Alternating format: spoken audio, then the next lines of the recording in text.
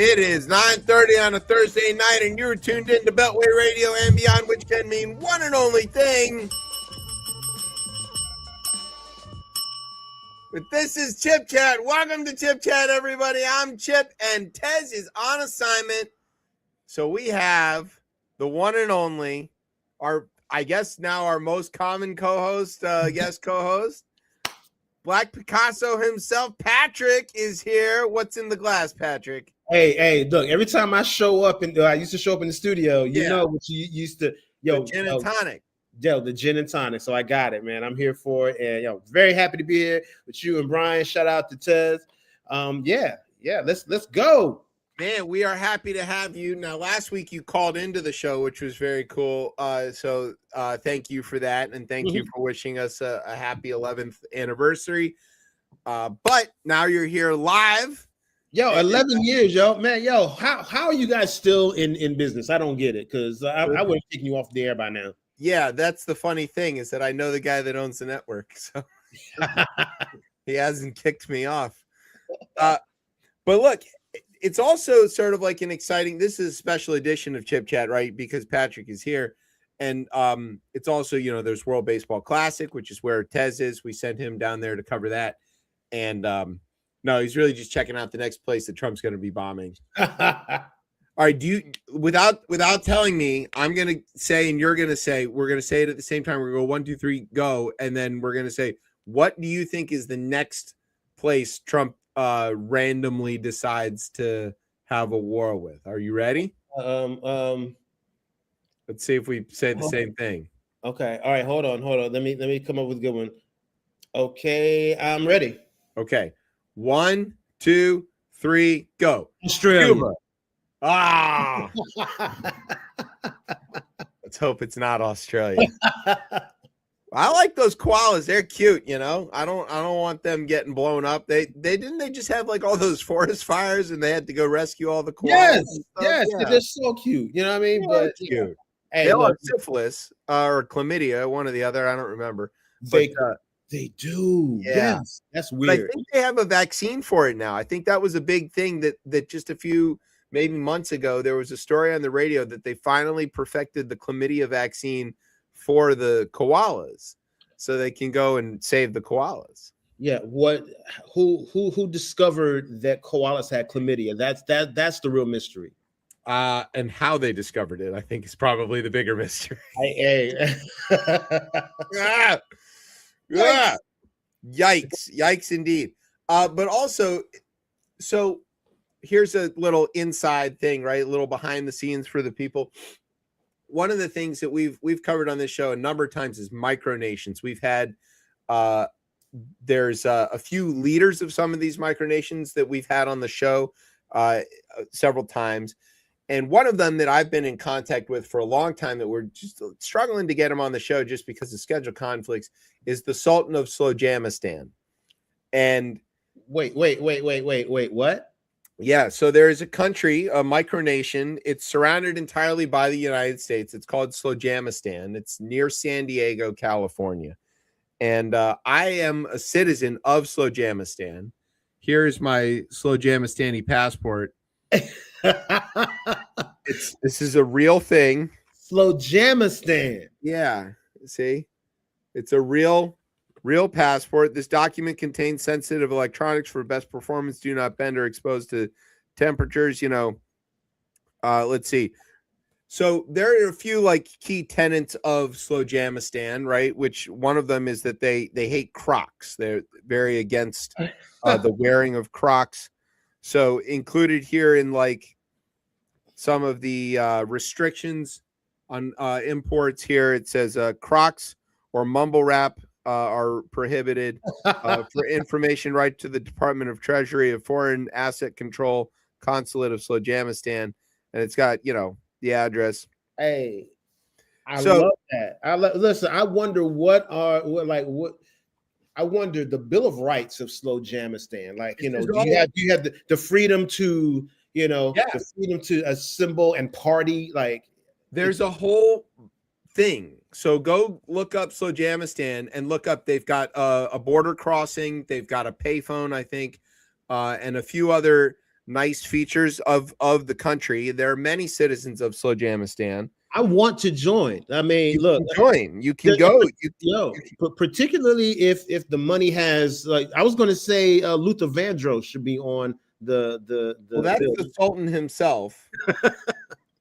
This is a 5 ruble note. And then there's on the back, there's this coyote looking guy. But this is real money. This is a 5 ruble Slowjamistani currency. Wow. Yeah, because it's dear leader of Randy R. Dub Williams. That's the Sultan. And so that's why it's really doubles. Okay. Yeah. So I have a question. So if you get pulled over, like how is this going to help you? I think I can claim diplomatic immunity, maybe, if I'm serving in my diplomatic capacity. But sort of more to the point here is that we here at ChipChat have long sought our own national sovereignty and control of ChipChatistan, which we've discussed several times. And yeah. Now, very much in the model of Slowjamistan, today, in communication with the Sultan, who we've been trying to get on the show, they are hosting the MicroCon in 2027, which is the convention of the other micronations. They're all going to kind of get together and have like a micro UN. And Slowjamistan is hosting. There's going to be a lot of people there, people who aren't nations themselves, but maybe are affiliated or just interested and stuff like that. We want to go to this. We want to go to this thing and cover it. We want to talk about it. We want to get some interviews while we're there, but we have to raise some money, but which we can do. But the other thing is that today I got my playbook, my checklist of how to become ChipChatistan. Yo, let's go. I love that. Can you imagine? Yo, I can imagine. It's the problem is Tez is always trying to derail me from doing this, but since he's not here and Pat is here, the opportunity for mayhem presents itself. Let's go. I love that. Yeah, come on. Look, I've already got. I'll start on the Bill of Rights over here, man. You let me know how you want to do this. Well, so we'll have to figure that out. But it's all there, right? And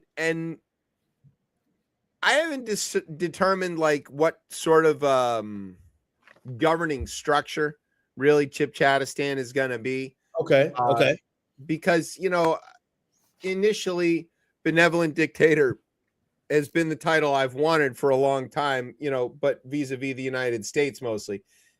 It turns out if I choose that method of governance, that's a lot of work just for me, as the benevolent dictator. Hey, you need a cast. You need a willing and not necessarily capable, but you need a willing.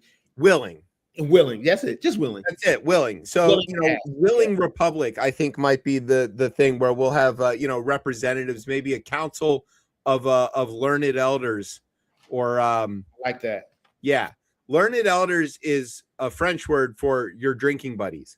So I think that if we had a council of like us and our idiot drinking buddies. Can you imagine? Yo, I've already got a couple of names, and I think you share a couple. Yeah, I think we share a lot of the same people. It'd be a really good country. It would. I think we could make Billy the Minister of Defense, which means he just doesn't let people in if he doesn't like them, and Terrence would of course be Minister of Art. That makes sense, of course. Yeah. And Tez is going to be the Minister of Education, right? Because he reads all those books and stuff because he's a nerd. Yeah. I love it. I can see how this comes together. Brian is Minister of Sports. Right. Yeah. We all have roles. So Patrick, what role in the new ChipChatistan government do you think would suit you best? Okay. For me, I think I would be put me in HUD. Put me in put me in HUD. I'll do it. And I won't, I promise you, I won't take advantage of any single mothers. I won't, you know what I mean? I'm not gonna won't fleece anybody. Yeah. Exactly. Yeah, I can hold it down. I love that because, in America, the rule is that no matter who's president, Secretary of HUD has to be a black guy. Like, it has to be. That's the rules. When was it Ben Carson or somebody got was Carson HUD? I feel like he was. Yeah, he was HUD. He was. Yeah, okay. Yeah, because he doesn't have any housing experience. Nor does he have medical experience. Yeah, right. Well, he did. That's my point. Like he was literally a surgeon, and they put him in HUD because he was. HUD. Yeah, they heard urban and thought black guy, and then gave him HUD. Like that's the rules. Yeah, I look. The rules carry. I don't make them. In ChipChatistan, those rules will still be there. I'll take HUD. I think we're gonna like Trump does. You're gonna have many jobs, right? Everybody in the cabinet, it's like secretary of 2 or 3 things. So you can be HUD and Minister of Culture, and then we can work that together. Yeah. I'll juggle. You're in charge of housing and poetry.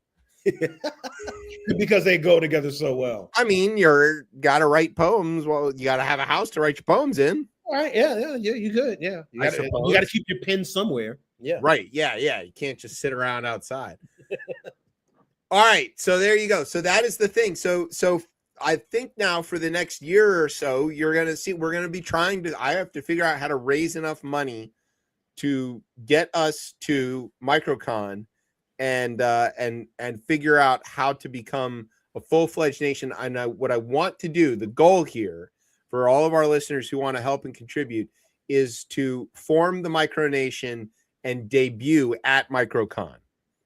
So we're going to need a bunch of stuff, right? We're going to need to go through the checklist and actually incorporate and get all the paperwork and stuff that we need to do. We're also going to need gear, right? So we're going to need design. We're going to need, we've got a logo, right? But we need to turn that into like a flag. Okay. We need, some form of currency, maybe some form of, and it doesn't have to be great, right? We could be like a lazy nation that just uses Zelle. Like it already works, that's like, what's the official currency of ChipChatistan? Zelle. Just Zelle me. Like, how do you, I don't want to pay service fees. I don't want to deal with that. Zelle me, it can be stuff like that. So if you're listening now and you want to contribute to ChipChatistan, get at us, contact the show. You can get me on Blue Sky at Chef Chip, and you can let us know how you want to help build the nation of ChipChatistan, because this country is, if we're good at any one thing, it's nation building, and we're right back at it where we've been our best for so many years. Speaking of which, we're going to talk about what's going on in Iran. We're going to talk about why Trump's lawyers still aren't lawyers, and why Ohio sucks, and how Trump blows up schools full of children. Yeah, that's true. He did that. You see that. I'm not surprised by anything anymore. Nah, none of it's surprising. None of it's shocking. It's just amazing. Hey, man. Yeah. All right. So we're going to do all of that stuff. So Patrick, do you have your word for our famous sign off? Yeah. Can I take the first word or second? Yeah, you get the first word. Okay. All right. Let's see. All right. I've got a word. So sit back, grab some processed meat products. It's nation building time. You're listening to the best show, the only show, Chip Chat on Beltway Radio and beyond. Woo!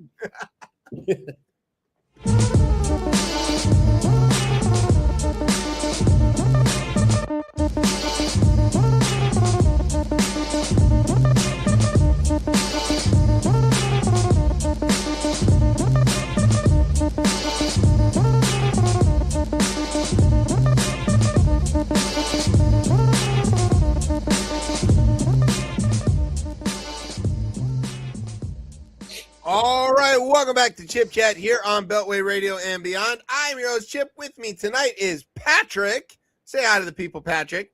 What's up, family? It's me. I'm back again. You can't get rid of me. You might never have left. It's not clear whether you've ever gone, you know? Yeah, I'm always here. Yeah, I stay in the closet right there behind you. Right, yeah, just right over there.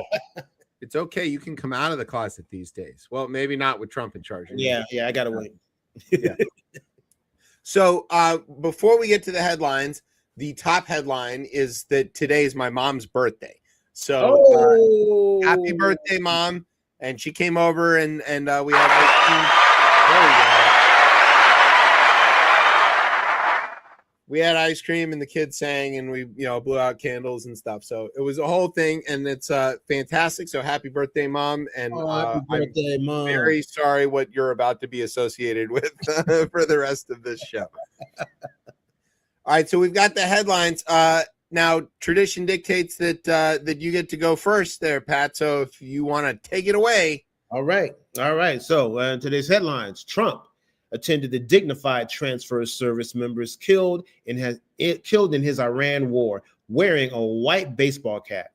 He was criticized by some for forgetting his tan suit. Yes.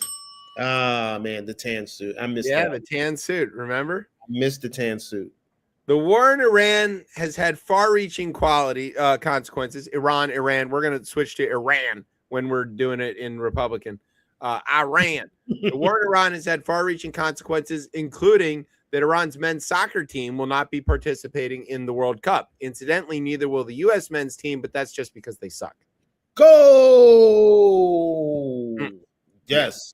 Trump's reasons for the war have shifted almost as fast as his excuses for his hand being purple.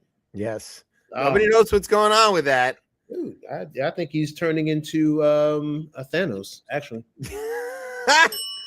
That's hilarious. But his hand's too small to be Thanos. He's a little tiny hands. Yeah. Trump's reasons for the war in Iran have changed more often than he changes wives. Whoa. Trump's reasons for the war in Iran have gone back and forth more times than J.D. Vance on a sofa. Oh, couch fucker. Trump's reasons for the war in Iran are about as strong as his ability to pronounce acetaminophen. Man, you had to take a breath with that one. Acetaminophen. It's tough. Trump's reasons for war in Iran keep changing because he can't spell or pronounce oil. Yes. As the war in the Middle East spreads, Trump has grown concerned that his strategic stockpile of corrupt jumbo jets might in fact be in jeopardy. They are. I shouldn't be laughing at that. Yeah, right. The Gulf states are really nervous about this war, not because they fear Iran, but because they worry Trump might come visit them again. Yes, that's a serious risk one might not want to take. It's bound to happen. According to government watchdog Open the Book, Secretary of Pete Hegseth took a break from buying sushi prep tables to go buy lobster instead. Then he spent $12,000 on fruit basket stands. Fruit basket is what Pete Hegseth calls Treasury Secretary Scott Bessent, who is gay.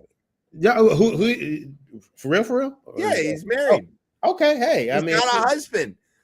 Oh, okay. Trump's Supreme Court might take away from him. Oh, wouldn't that be something? The Defense Department has barred press photographers from briefings on the ongoing U.S.-Israeli military conflict with Iran after they published photos of Defense Secretary Pete Hegseth that his staff deemed unflattering, according to two people familiar with the decision who spoke on the condition of anonymity out of fear of retaliation. What do these photos look like, man? That's some of these photos. They didn't like yeah, that's the one. The like squished up Chucky face. Is that Secretary John Gruden?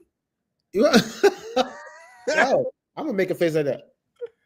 Yeah, I can see why he doesn't like that face. Okay, yeah, no, it's not cool. It's not that cool. One where he's like, Oh, yeah. I mean, is there a flattering image of Pete No, Hegseth? I don't think so. Speaking of unflattering, new details emerged that show that the U.S. struck a girls' elementary school in the opening salvo of the Iran war. Even worse, Trump and Epstein had just paid to put their names on that school for young girls. That's true.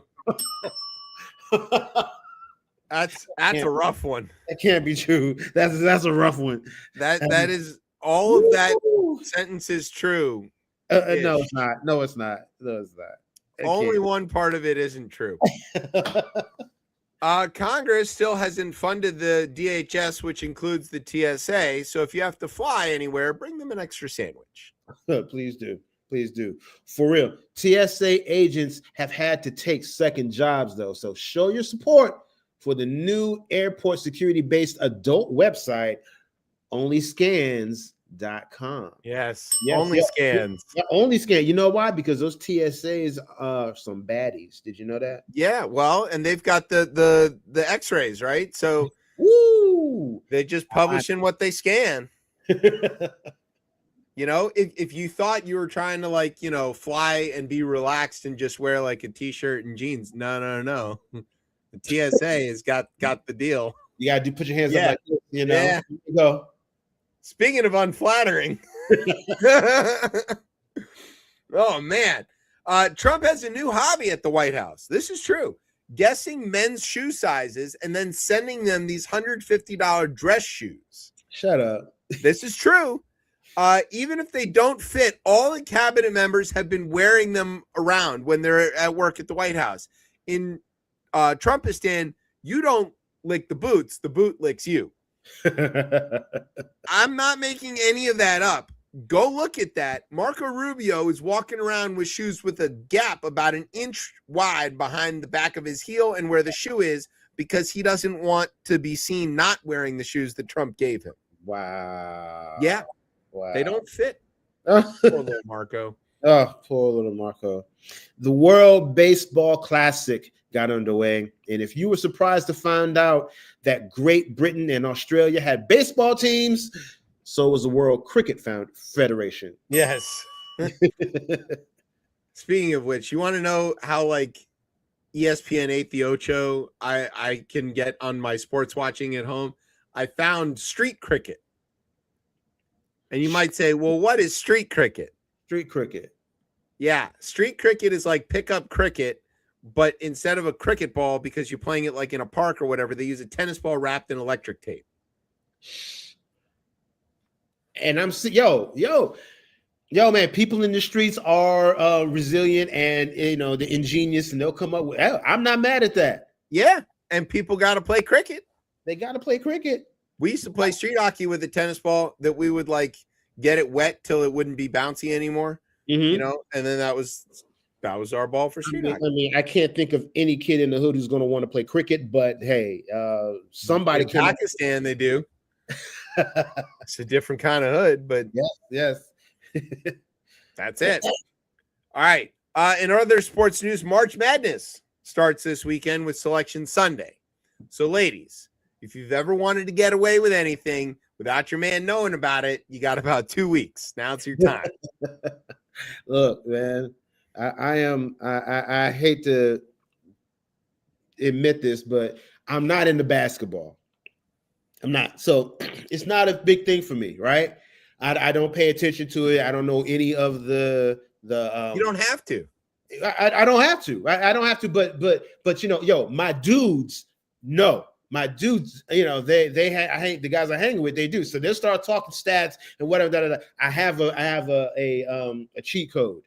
Okay. My cheat code is basically the knowledge that there's always a Jalen or a Jaden on the team. That's right. There's always one. There's always one. All I gotta say is several. Right. So all I gotta do is say, oh, but my man Jaden is Mel. He put up some numbers. And then they'll start talking amongst themselves like, oh, yeah, Jalen. No. There's always one Jalen. There was an article in the paper not too long ago. I think it was earlier this week of how many Jalens there are in the NBA right now. It's got to be like the most common name. Yeah. I don't know what happened a couple of years ago. It's kind of like the same reason that so many young ladies, my daughter included, are named Trinity. Yeah.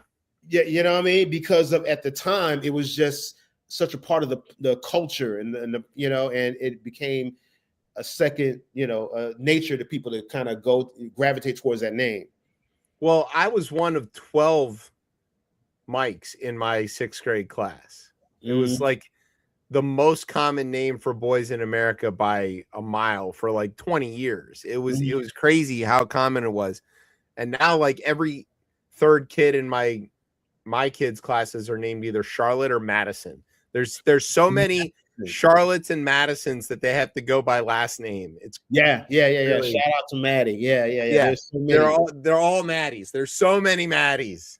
Oh my God, there's so many Maddies. All right, we got one last one. You want it? Let me find it. Yeah, finally, in local news, IndyCar announced they would hold a race in downtown DC. So stay tuned, y'all, for record-setting lap times of about 1 hour if the traffic is decent. Yeah. Absolutely. I stay out of the city on Fridays, definitely. Yeah. Well, in general, I always tell people that everything in DC is an hour from everything else in DC. That is the length of time it takes to get from anywhere to anywhere, even if they're in the same quadrant. Like, if you're going from like Shaw to Georgetown, that's an hour. Absolutely. You're not lying. Same thing in Atlanta, Georgia, man. I have the same issue. Yeah, it's just so many people, man. So why don't y'all move? Some of y'all need to move. Yeah, let y'all know. Some people should leave. Yeah, I mean, 218 of them and all of their staff. Look, major cities aren't going to be the best places to live. I'm not going to say why, but yeah. We'll leave it at that. So here's what we're gonna do. We're gonna take a break. When we come back, we've got updates from the war and all of the next things and second and third halves of the show. It's gonna be wild. We promise not to blow anything up. Brian's probably gonna hit us with some AI stuff. So stay tuned. Please do. We'll be right back. You're listening to Chip Chat on Beltway Radio and beyond. Yep. She only dates black guys. Ooh, she only dates black guys. Ooh, she only dates black guys. Ooh. Oh. No, I'm not a brother, but I can still love you. Treat you like no other, baby. Oh, I'm not going to pretend I'm cool, 'cause I'm not, but give your boy a shot. Oh, her brother said they would whoop my ass if I ever get out of line. But my love I have for you, queen, not worried, we'll be fine. Oh, ooh. Fuck with me, girl. Fuck with me, girl. I need you in my world. I wanna be a man. White chocolate melts in your mouth, not in your hand. Ow!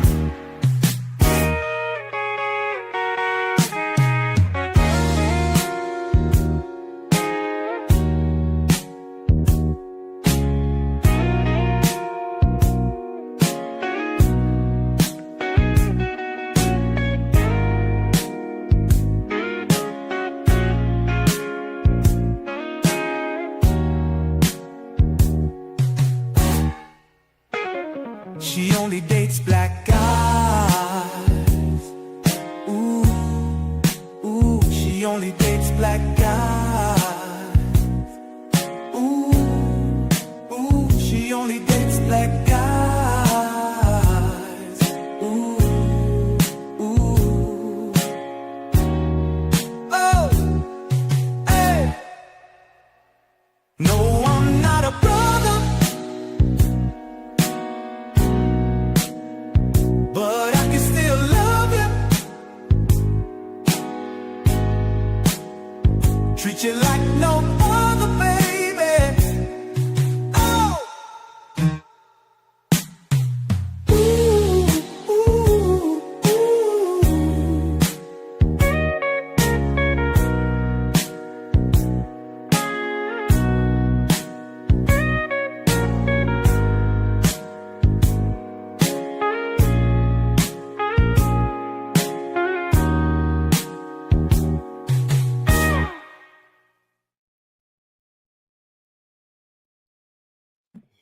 All right, welcome back to Chip Chat here on Bowie Radio. Man, look. I'm your host Chip. Look. With me is Patrick. Look, I need a music video for that, man. That was smooth. Yes. So Brian has a habit of finding these songs or maybe making them. I don't know. I mean, it's the AI. So we have some serious questions here. I don't have too many questions. I love it. I love it. Yo, it was like vanilla syrup. Yeah. All right. First I want to know, is this a song? This is clearly a song from a white dude to somebody, to a girl, but is it from a white dude to a white girl or from a white dude to a black girl? That is. I feel like it's too. It was really smooth. It was really smooth. I think it was. I think it might have been to a black girl. My only clue is that there's the word queen in there, where he was like, right. I think white guys think that's the word that you can call black girls. That's it. It. See, you nailed it. See, we had to look at context clues to figure it out.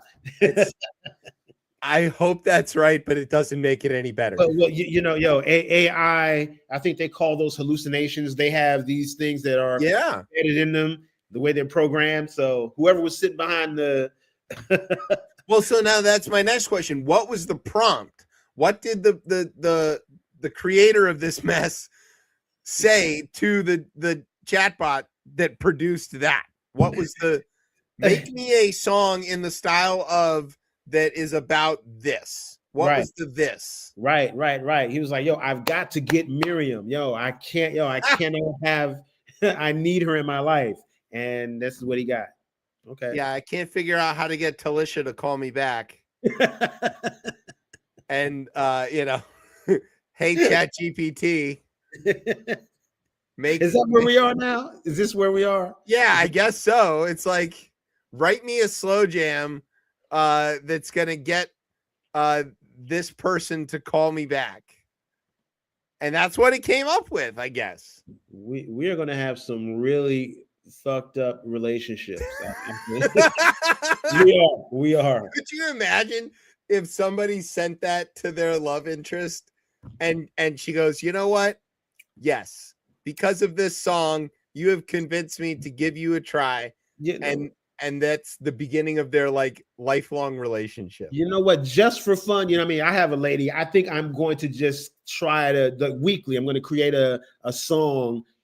It's going to be weird, and I'm going to send her some really stuff and see if she stays with me after a month. Oh, I have. Yeah, I've been doing that for 20 years. It's been working great. As a matter of fact, so recently I was at work and I found on the ground a roll of DC parking ticket paper, which some careless officer had dropped, I guess. And yeah. Okay. So I'm in possession of this, which is license for mayhem. And so the first thing I did with it to test it out was I wrote, not like a real ticket, but like I wrote a ticket and put it on my wife's windshield. Did you say anything to indicate that it was a joke, or did you really go for it? Yeah, I wrote something like "You're too pretty to park here" or whatever. Oh, you're a winner right there. Yeah. That was nice. I knew better, right? Yes. And she got it, and she figured, thank you. That's right. Yeah. And then she took a picture of it and she sent it back to me. She's like, that's cute or whatever. But I don't know who I should target next. I mean, I have this incredible power now, and I should use it. Oh, this is a television show, or at least a YouTube reel or something. Yeah, I think so. All right. I don't want to film myself doing it. This would be incriminating and stuff. I'm not supposed to have this. I guarantee that. Hey, man, put on the mask. Everybody else does. Right. Yeah. All right. Speaking of people wearing masks, the people in the Middle East. All right. No, it's not. Those are veils. That's different. Totally different. So let's shift our focus. Oh, where's my globe? Uh-oh. Pause. Okay. All right. Hey, what's up, y'all? Hey. Okay. Oh, there we go. Okay. I didn't have too much. We didn't have enough time. All right. So we like to talk. We use the globe as our way to describe things. So this is the. Yeah, there we go. Okay. This is the Middle East. Gotcha. Right. And this yellow guy, that's Iran. Right? Gotcha. The big purple dude right there, that's Saudi. Right. Mm-hmm. They're kind of big guys. That's important. And all these little tiny dudes in the middle there, those are the Gulf Arab states, right? You got Kuwait and Bahrain and UAE and all that stuff. And then you got Oman and Yemen. Okay. So basically, since Trump and Bibi decided they were going to blow up the world, the Iranians are responding, and they're shooting at everybody, and they are shooting at all the Gulf Arab states, including at UAE, and as we mentioned, so the Dubai airport, which is the busiest in the world, is shut down, and that's drastically affecting air traffic going east and west, basically across the entire globe, both passenger and freight. It's a massive disruption to the global economy, but also a massive disruption is this tiny strip of water called the Strait of Hormuz, which this globe is too small really to see it. But if you look here, you see this look at this little tiny pink bit jutting out right there. And you see where the yellow guy has a notch cut out. Looks like it used to be connected there. Okay. It used to be geologically.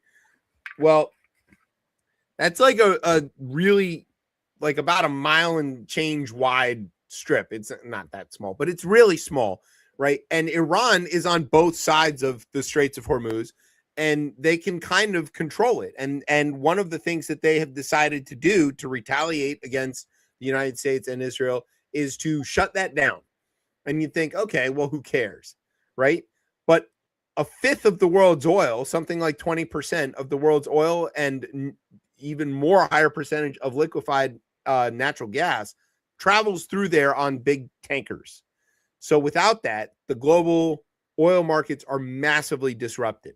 Right now, Brent crude is trading at $99.85 a barrel, which is down 61 cents from earlier, but still incredibly high by historic standards.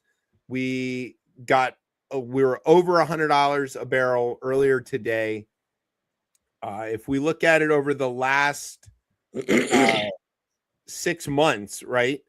It was before all of this kicked off, it was down at let's see, what are we talking here? $70. Okay. And that was kind of high. That was getting up there, right? At the end of February, it was at $71 a barrel, going into the spring season.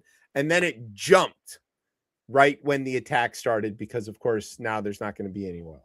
So the world is freaking the fuck out about this. And there's not a lot that can be done. So the International Energy Agency on Wednesday announced that it would carry out its largest ever release of oil reserves. So one of the things you should probably know is that countries like the United States and various others, we have oil storage, Oh, yes. And it's, if you want to think of like how this works, picture the dumbest version of it, and that's correct. Basically, they're big salt caverns along the US Gulf Coast. That's where they go. It's in like Louisiana and like Alabama and some other places. Big giant caves underground, and we fill them up full of oil. Wow. And just we're pretty sure they won't leak because they're made of hoarding them, just hoarding. Yeah. And it's in America, it's called the Strategic Petroleum Reserve. And basically the way it works is like all the time there are ships full of oil, or in our case, maybe we're pumping it ourselves, and it's just getting routed into this storage, right? Into these giant underground. They're not tanks. You got to like, don't think of them as tanks. They're not man-made. They are just caverns underground that we were like, I don't care what's down there. It's going to be full of oil now. And yeah. And so every day, millions of gallons of oil get pumped into these things, and millions of gallons get pumped out, right? Because you have to keep it cycling, and it can't just sit there for all this time. But usually it's even Steven, right? Everything that gets put in gets taken out. It's the same. But when you're in trouble, you're supposed to use that as your like strategic reserves to stave off a shortage, right? Wow. So a bunch of countries have decided to release a bunch of that oil, and when they say release, that basically means they're going to not put in oil into their reserves. They're diverting that would have been otherwise put into the reserve and just let it out onto the market. How many barrels are they about to release? You want me to guess? Yeah, guess. I'll say 100 million. 400 million. Now 400 million. Yeah, you're like, wow, that sounds like a lot of oil. Yeah. That's like 2% of what the world uses. Wow. In the same time period that they're going to release it. So it isn't really going to do much. And this idea that we can just like, well, we'll just tap our reserves until the Iranians learn to cool out. It's not going to work. Gas prices are still spiking. Around here, I've seen the prices go up by about 40 cents, I think, in the last 2 weeks. I don't know. What do you got around your way? I think 370, 378. Oh wow. Yeah, we were up about 330, 340 or something like that. Wow. On my side of town. So that's reflective. And it's a big problem. And it's a problem that people basically can't hide. So Trump has been trying to hide it. He went out on tour today and he's like, yeah, your gas prices are going to go up a little bit, but then they're going to come right back down.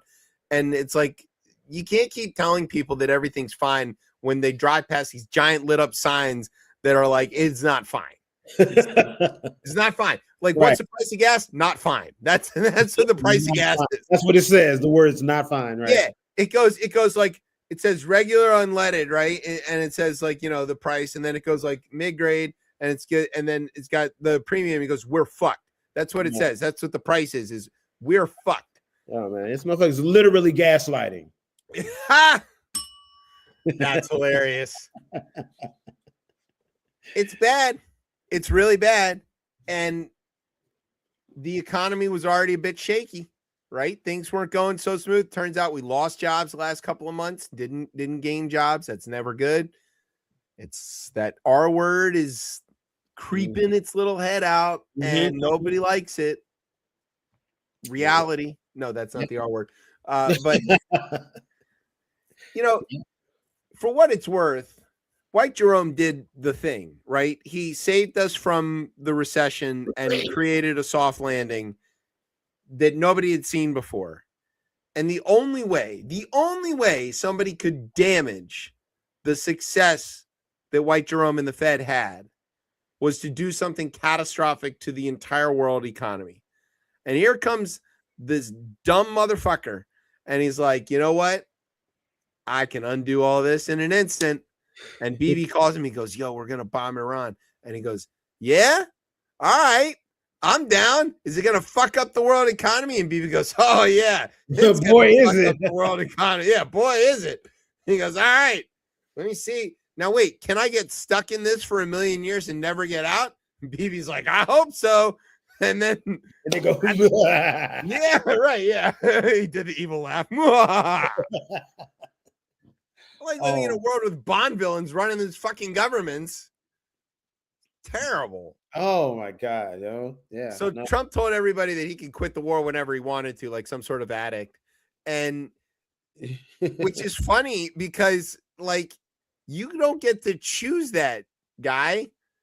He could take our stuff and go home, right? He could take the aircraft carriers, he could bring the planes home, he could stop shooting missiles at them. The Iranians are still going to be shooting at everybody else. Oh hell yeah. You know, they have opened up a Pandora's box, man. Yeah, or whatever her name is in Farsi. But yeah, they have just like they're not going to stop. They're going to keep shooting at Israel. Hezbollah is going to keep shooting at Israel. They're going to keep shooting at the oil fields. They're going to close the Straits of Hormuz. You don't get to choose to leave this, which is, I think, the thing that everybody before him understood when he's like, I'm the only one. None of the other presidents did it. Yeah, you idiot, because they understood the consequences. You're just too fucking stupid to know the difference. Do you think that he got Iran and Iraq mixed up? Because, you know, Iraq is a relatively smaller country comparatively, and Iran is not to be toyed with. Yeah, I don't think he knows they're a different place, to be honest. And it turns out that like all of his spokespeople, like Mark Wayne, has been out here not being able to keep the two straight himself for however long. Don't worry, he's a senator now, but he'll be secretary of DHS as soon as the vote happens. Oh my God. Yeah, that's fine. At least he hasn't shot any puppies. He did hire a guy who was a convicted felon, and gave him a bunch of guns, though, at his plumbing shop, because he's a plumber. He's a plumber. Mark Wayne Mullen, before being a senator and a congressman, was a plumber and an MMA fighter. He's never served in the military. He has no government experience. He has absolutely no security experience or any idea what Homeland Security is. He runs copper and like digs ditches. Yeah. Not that there's a problem with that. That's literally my profession. But I am not qualified to run the Department of Homeland Security. I mean, I feel like Trump loves tough guys or the guys who, you know, who carry that. The big strong guy that comes up to him crying. Yeah. He loves that, you know, that facade. He loves that. He loves that veneer. He got him. He got Hexeth. You know what I mean? He got these guys who, you know, who look like he wish he looked with his shirt off. And that's what we're stuck with. But it has nothing to do with anything other than he hires people according to looks. He does. It's all about image with him. He always is referencing, he's right out of Central Casting. That's his favorite like line to describe somebody. So speaking of casting, right? You might say this isn't actually in the script here, but this is a story that I just was learning about earlier today. You know how in the beginning of the war, the Kuwaitis shot down some of our F-15s? They shot down 3 F-15s. All the crew ejected, and they're okay, but the planes are gone. And you might think like, well, why would our ally that is dependent on our interceptors and everything shoot at our airplanes? Do you want to know why? Why? Because nobody told them we were there. So like instead of in the beginning I was like, are they so stupid they forgot to deconflict with the airspace? It turns out, yes, that's exactly what happened. The Pentagon forgot to call the Kuwaitis and say, hey, we're about to fly over you and attack Iran. So the Kuwaitis were just like sitting there minding their business. And all of a sudden they got some incoming and they're like, oh shit, incoming, shoot it down. And they did successfully, which is good because it means our stuff works when they're using it. Right. But like, it was our stuff. Isn't this happening a lot? Because I heard something else, like another one of our drones or something got shot down. You see, or am I? Is this the same thing? Well, you might be thinking about the next thing that we're about to talk about, which Okay. is the elementary school that was blown up by a Tomahawk missile. No. I feel like it was here, but Oh, you're talking about the balloon incident at the Texas border? perhaps, yes, I think that was it. And then then the concept is that there was no intra-agency, That's right. right? Communication. Everybody's working like cowboys solo, and yeah. So whether you're here or with other countries, yeah, there's no communication and there's no protocol, man. These guys are too stupid to bother to pick up the goddamn phone and call somebody. It's wild, yo. Isn't that crazy? Could you imagine doing anything of any significance without telling, like, if you're going to put up a fence, right? The first person you call is your neighbor with whom you share that line and be like, hey, man, I'm going to build a fence. Are you cool with that? Like that's a basic thing you do. Oh, yo, courtesy. Yeah. Courtesy. Yeah. Well, Pete Hegseth's big on courtesy. As long as that's the girl that he's never mind. Sorry, that's Chastity. You ever notice they're all named Chastity, right? No chastity. No chastity. All right, so let's talk about this school that got bombed, right? This is a bit serious here. So I think in the document here, there might be a graphic that Brian can pull up that's going to show like where this school is located relative to some other stuff. But basically, the thing you got to know is that it's right next to an Iranian military installation. I think it's maybe a naval base or something like that. But basically, yeah, it's a naval base. Years ago, the buildings that are now the girls' school were part of that naval base. Since then, there's been a lot of construction in that area. New walls have gone up, and those buildings have been sectioned off and very obviously been set up to be used as something else, including that they have like a little playground and ball field arranged in one of them. But what the U.S. intelligence didn't do was update that had happened. So either our intelligence didn't know that had changed in the last several years or didn't care that had changed in the last several years. So when they were going to select the targets for the initial attack on Iran, one of the things that they selected was this building, which is a school for children. Girls in particular. Yeah, I heard like parents were bringing their kids in at the time and just it's horrible, horrific, man. Horrific, right? And one of the things that you need to know about the way that the United States can conduct airstrikes from a distance is we've got a lot of weapons that are specifically designed to be distance weapons, standoff, right? That we can fire and forget from so far away that we can't be hit. And that if the guidance systems get messed up or the communication to the munition gets messed up, it can still find its target. That's what we mean by smart weapons. And in particular, what we're talking about is the Tomahawk cruise missile. The Tomahawk cruise missile was developed by Raytheon. It's been in the U.S. arsenal since about the late 80s and early 90s. The first place any of us saw it used was in the Persian Gulf in the first war against Saddam Hussein. And that was the first time anybody had seen a Tomahawk launched in anger. And it's a cruise missile. So what a cruise missile is, it's a missile that flies mostly flat, right? It flies along the terrain. Mm-hmm. And what's unique about the Tomahawk is that it's self-guiding.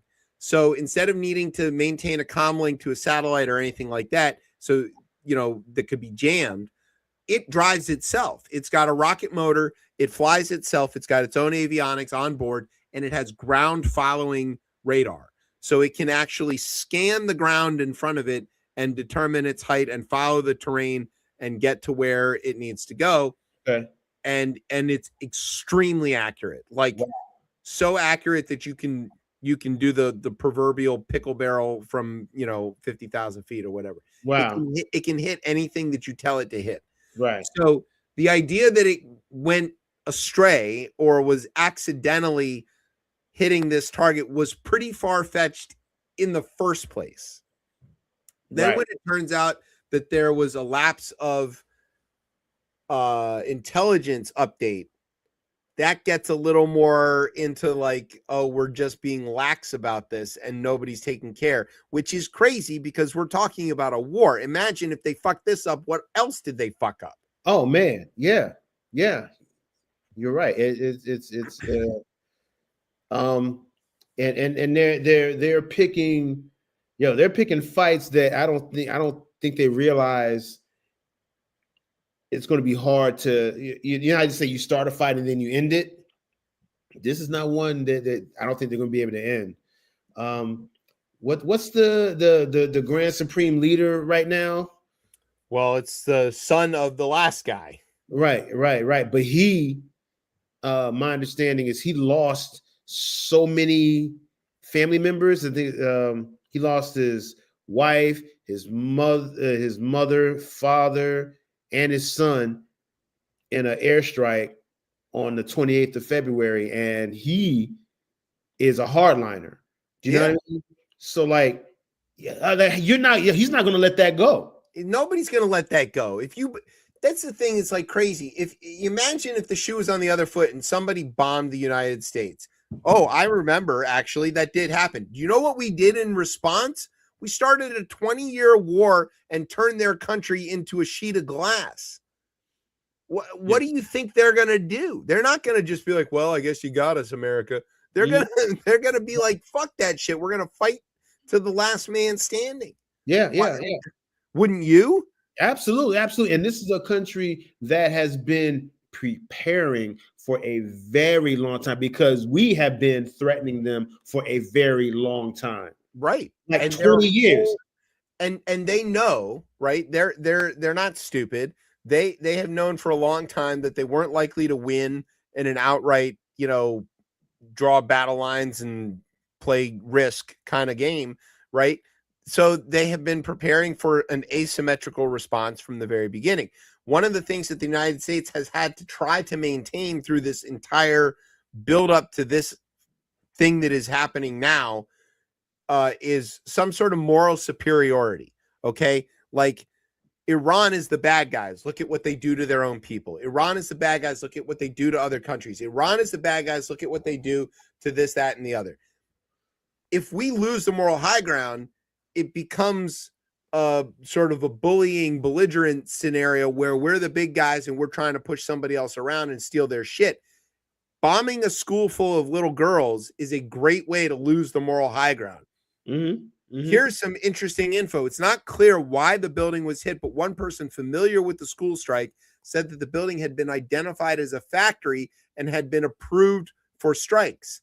A second person familiar said that there was an arms depot located in the same area, but did not know if the United States hit the school by mistake or if U.S. officials had the wrong intel and thought that the building was the arms depot. And then it gets worse because it turns out maybe they use AI to determine what the targets should be. Oh my God. See, that damn AI. And we talked about this last week or maybe the week before that Anthropic's Claude, which is what the Defense Department is using and is working with Palantir's fuck all nonsense.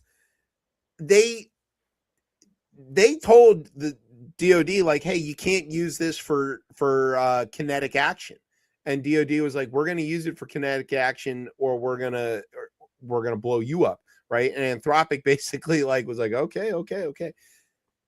I don't know that this thing didn't make that decision on its own.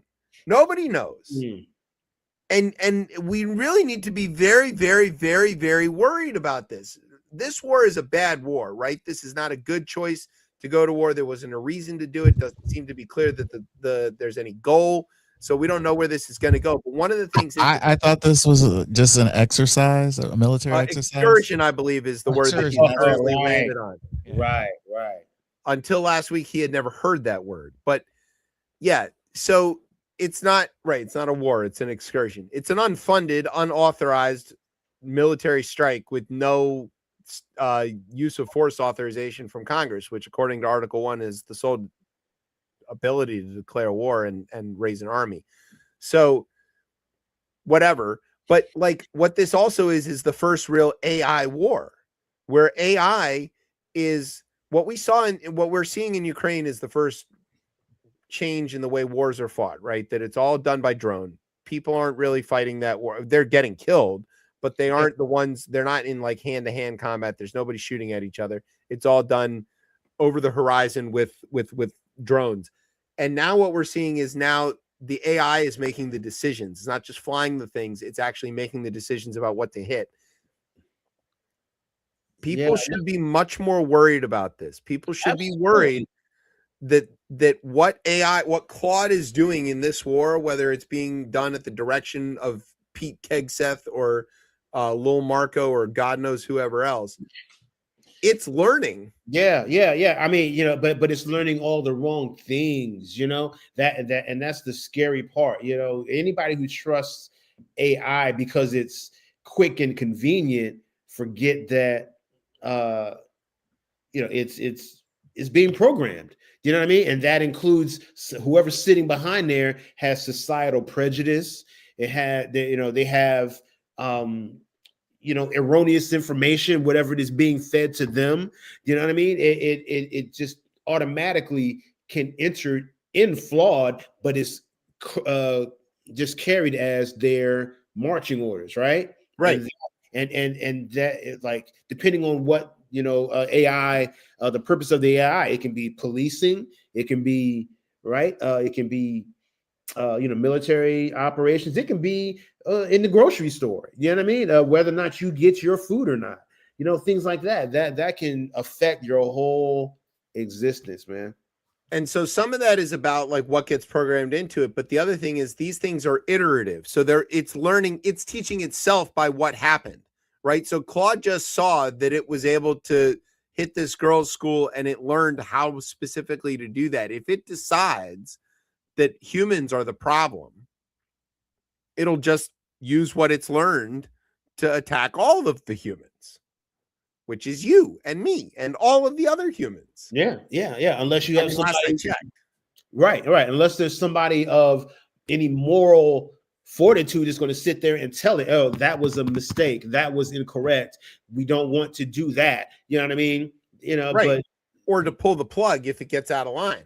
Absolutely, yeah. But so that's a big problem. Israel's conducted more than 6,000 strikes on 3,400 targets, IDF official told the Washington Post. U.S. CENTCOM has overseen U.S. military operations in the Mideast, hit 5,500 targets as of Wednesday. So that's as of yesterday.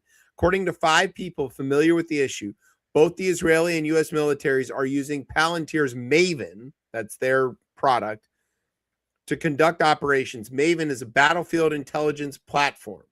Keep in mind what Palantir is also the guys that like all the Doge people were feeding the information to. Okay. The US version is powered in part by Anthropic's AI called Claude.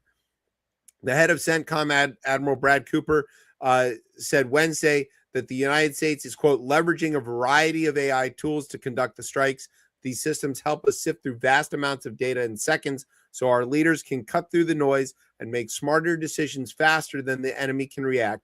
Humans will always make the final decisions on what to shoot and what not to shoot and when to shoot, Cooper said. But advanced AI tools can turn processes that used to take hours and sometimes even days into seconds. So sure, maybe a person is like, yeah, let's go for it. But the AI is sliding them this list and going, hey, here's some stuff you can go ahead and shoot at. Who's checking that? Oh my God. I told you before, How can they check that? Yeah, I mean, how are they checking that? They're not. I mean, I will say, to be, I guess, fair, the idea that AI is making the suggestions and not the final decisions is a little bit reassuring. I don't know if that, yeah, it's slightly, Like slightly reassuring. Depending, it still depends on who's behind that trigger, right? Right. And that's still not very reassuring considering who we've decided to put. Yeah, in these positions, man. So Very concerning. So that's what we actually know and what's really going on. But then there's this like weird Trump version of reality. Remember I explained like who the Tomahawk is made by? It's Raytheon. There's other companies that make it now under license, but it's a US product. There are a very small number of countries that have this because it's an extremely advanced weapon system that we don't just want to like sell to everybody. Sure, the US sells weapons to like lots of countries, right? You want to buy an M16, you're buying it from us, and we're going to sell you all the M16s you want. But most of the like high-tech stuff we really keep under very tight wraps. So countries that have and operate Tomahawks, before we get into the next thing, just so everybody knows, is the United States, Great Britain, Japan for some reason. I don't know what they're doing with Tomahawks, but I guess we sold them. Had the technology, maybe. We sold them the Tomahawks. Okay. They're not supposed to have a military of any kind, but they've got Tomahawk. I guess it's a defensive thing. Okay. So it's US, Great Britain, Japan, the Netherlands for some reason. I don't know what the Dutch are doing with the Tomahawks, and Australia. Those are the only countries that operate this. Notice that none of them are Iran. None of them are even France or Israel or any of these other very close allies that we would normally like sell stuff to, because we don't really trust them with that. We're not like the Israelis are our supposed like number one customer for all this military shit. And even them, we're like, we know exactly what you're going to do if we give you Tomahawks. So we're not doing that. So keep that in mind. You ready? So-called President Donald Trump is standing by his claim that Iran could possibly be responsible for a deadly missile strike on a girls' school, even as U.S. authorities say that they're still trying to determine who to blame.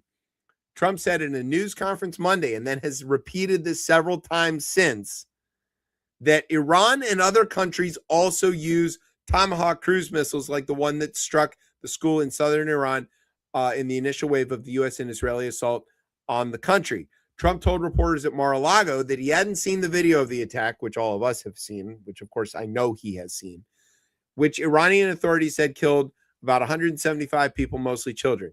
Here's his quote. Well, I haven't seen it, and I will say that the Tomahawk, which is one of the most powerful weapons around, is used by, is sold and used by other countries, he said. He then went on to say that Iran, quote, also has some Tomahawks, which he didn't rule out that they struck the school. But whether it's Iran or someone else, the fact is that a Tomahawk is very generic. It's sold to other countries, but that's being investigated right now. No, it's not. And either he's breaking news that he sold Tomahawks to Iran, which is possible. Man, this man utilizes a fucking buffet of lies. You know what I'm saying? Like he's just, because he has access to so many of them, so he just kind of pulls whenever it serves him. And we can see and hear and know the truth, but many of us, we kind of gravitate towards whatever truth we we want to hear. So his followers are going to eat it up. But yeah, I wonder about that. Do you think that the MAGAverse is like, oh yeah, Iran's got Tomahawks? You think that they bought There's that? no way, yo, man, because if it weren't for this incident, he would claim with his chest out that we have weapons that nobody else has. And right, of course. We are the biggest and best and strongest, and we have right. So now that this has happened, he's gonna say, well, maybe it wasn't us. You know what I mean? Just like any other gangster. Do you right? Do you think that over on Fox News that they are believing this? No, but they're going along with it. They are capitulating. You know what I mean? They have an agenda that they must follow. They have a script, and You know, I don't think that he's fooling anybody, but we all see this for what it is. We all see him for what he is, and we all hear the truth, and we know. I mean, we hear his lies, and we know the truth. And I think that at this point, you've just chosen your side. You've chosen a side regardless of the truth. Regardless of the truth. I remember The Wire, watching The Wire, and the guy said, "Yo, man, if we're going to war, if we're going to war on a lie, then we're just going to go to war on a lie." Okay. You know, and then that's just the bottom line. Do you think that the people who, like, I was one of the people who believed that Iraq had weapons of mass destruction. I was convinced. I got fooled. Mostly because of what Colin Powell said. He sat there in the UN and pointed it out. Dude, a lot of us fell for it. You know what I mean? If they present you a messenger that is palatable to you, then you'll eat it up, right? I mean, yeah, I did too. Yeah, you know, my brain was like, if there's anybody that would know, it's this guy. He won the first war against these guys, and he would know more about this than anybody else, right? Yeah. If Colin Powell says they got WMDs, then they got WMDs, and we got to go kick their ass and take that shit away. Right. But I was able to quickly, upon new and better evidence, be like, oh, no. I got had. And it's hard to admit that. It is. It is, you know, I mean, you're one of the rare few, because I think a lot of us, we carry this,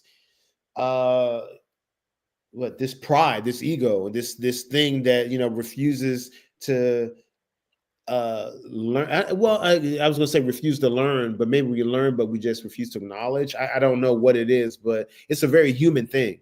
It is. People hate admitting that they're wrong, or that they believe something that's wrong. I mean, a lot of people will just tell you, I never believed it in the first place, which is bullshit. They obviously went along with it. We all did. We like, everybody loves Martin Luther King now. You know what I mean? Yeah, exactly. You know, but like, he was public enemy number one. Right. Yeah. According to Hoover. But so like, that's the thing is, it takes strength to admit when you're wrong and to admit when you've been had. Okay. And whether it's about WMDs or anything else, the Trump people have been incredibly, I think if strength is what's needed to say that, then the opposite of that is weak. They've been incredibly weak in their inability to say, all right, I fell for something that isn't true. And Trump has learned that he can continue to make the untrue thing more and more fantastic and ridiculous, and they will continue, out of fear of admitting that they got it wrong, to just keep going along with it. And at some point, he's going to claim that, yeah, I'm wearing a tuxedo, and he's going to be stark fucking naked, and they're all going to be like, yep, I see the tuxedo. And Stormy Daniels is going to be like, I told you it looks like a mushroom.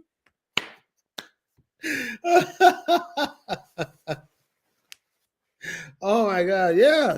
It wasn't fit. I told you. Yeah. Right. Yeah. That was too much. Yeah, man. Oh yeah, you're right. Absolutely. All right. Here's what we're going to do. We're going to take a break. When we come back, we're going to talk about all kinds of other stuff. We've got some felons doing felonious stuff. That's always a good time. Can't wait to talk to them, talk about that. And, we'll come back with the third half of the show. We're actually sort of on time tonight. Maybe Tez is the problem, Brian. Don't forget that. If we end up on time when Tez isn't here, and he always blames me. Yeah. See, I'm in and out. See, I'm quick with it. Boom. That's better at this. Sorry. Your job is in jeopardy, Tez. Yeah. Also, it's the ChipChat Derby this weekend, so we may not be friends come Saturday afternoon. We'll have to see how that game goes. But all right, so we're going to take a break. When we come back, more fun stuff. You're listening to ChipChat on Beltway Radio and beyond. Woo! Go in the bathroom.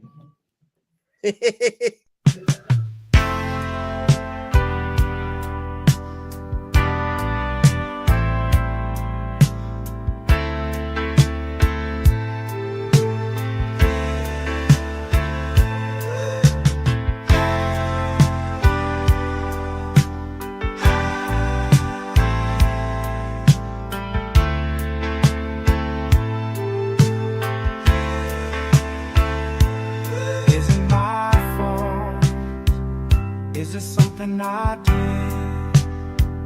Playing tackle football, he's afraid to get hit. Put him in basketball, we tried to practice.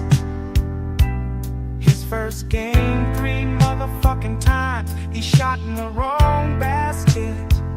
Oh no, I still love him, that won't ever stop. I just might love him more if he had a jump shot.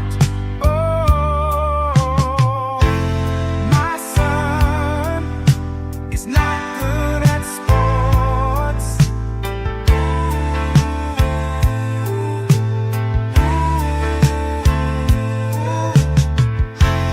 My son is not good at sports.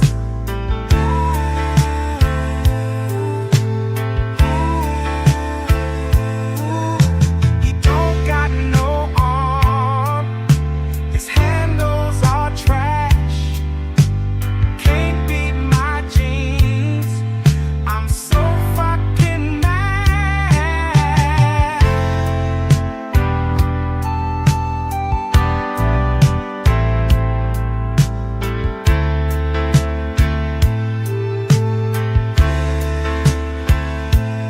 Put him in baseball, he can't throw a lick. I know he's not good, but I'ma still blame the coach for this shit. He can learn coding skills, chess club could be a star. I'm sure he'll find his field, it just won't be 100 yards. Oh, I still love him, that won't ever stop. I just might love him more if he had a jump shot. Oh, my son is not good at sports.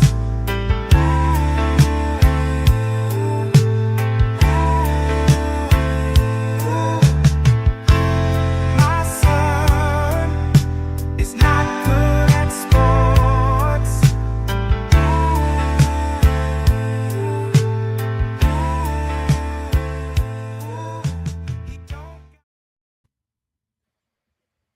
All right, welcome back to Chip Chat here on Beltway Radio and Beyond. I'm your host, Chip. With me is Patrick, and that was one of Brian's weird AI stuff. That's yeah.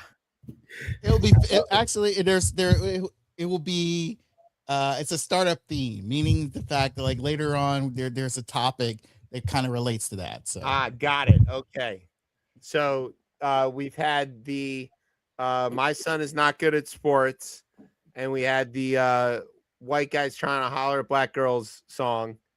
So maybe we'll try to guess the theme if that all kind of comes together. Yeah, I'm here for it. I'm down for the guessing game. We can go. I think it's called Venus Williams's DMs, or maybe Serena's. She's probably better. Yeah. All right. It's Serena's DMs in song form. That's funny. Serena's DMs. Yes. My kids were like, what is this ad she's doing, about the GLP-1 stuff? And I'm like, I don't think you understand how much better at tennis she is than the whole rest of the world, like for so long. And they're like, well, why is she taking this? Why doesn't she just lose weight? And I'm like, no, you're not getting it. She's the best at this in the world by a mile. And if even she needs this help, then it's okay for the rest of the people to get it. That's what they're saying to you. And they're like, oh, okay, that makes sense. I didn't even get into like that she won Grand Slams while pregnant. Like, that's fucking nuts. Yeah, wait, when was that? Wait, hold on. Wait, I'm trying to remember. That was, I think Brian's probably gonna know, but I think she won, it was maybe a US Open, and she was like 2 months pregnant or 3 months pregnant or something like that. I believe it. No, I believe it. I'm sure I was distracted.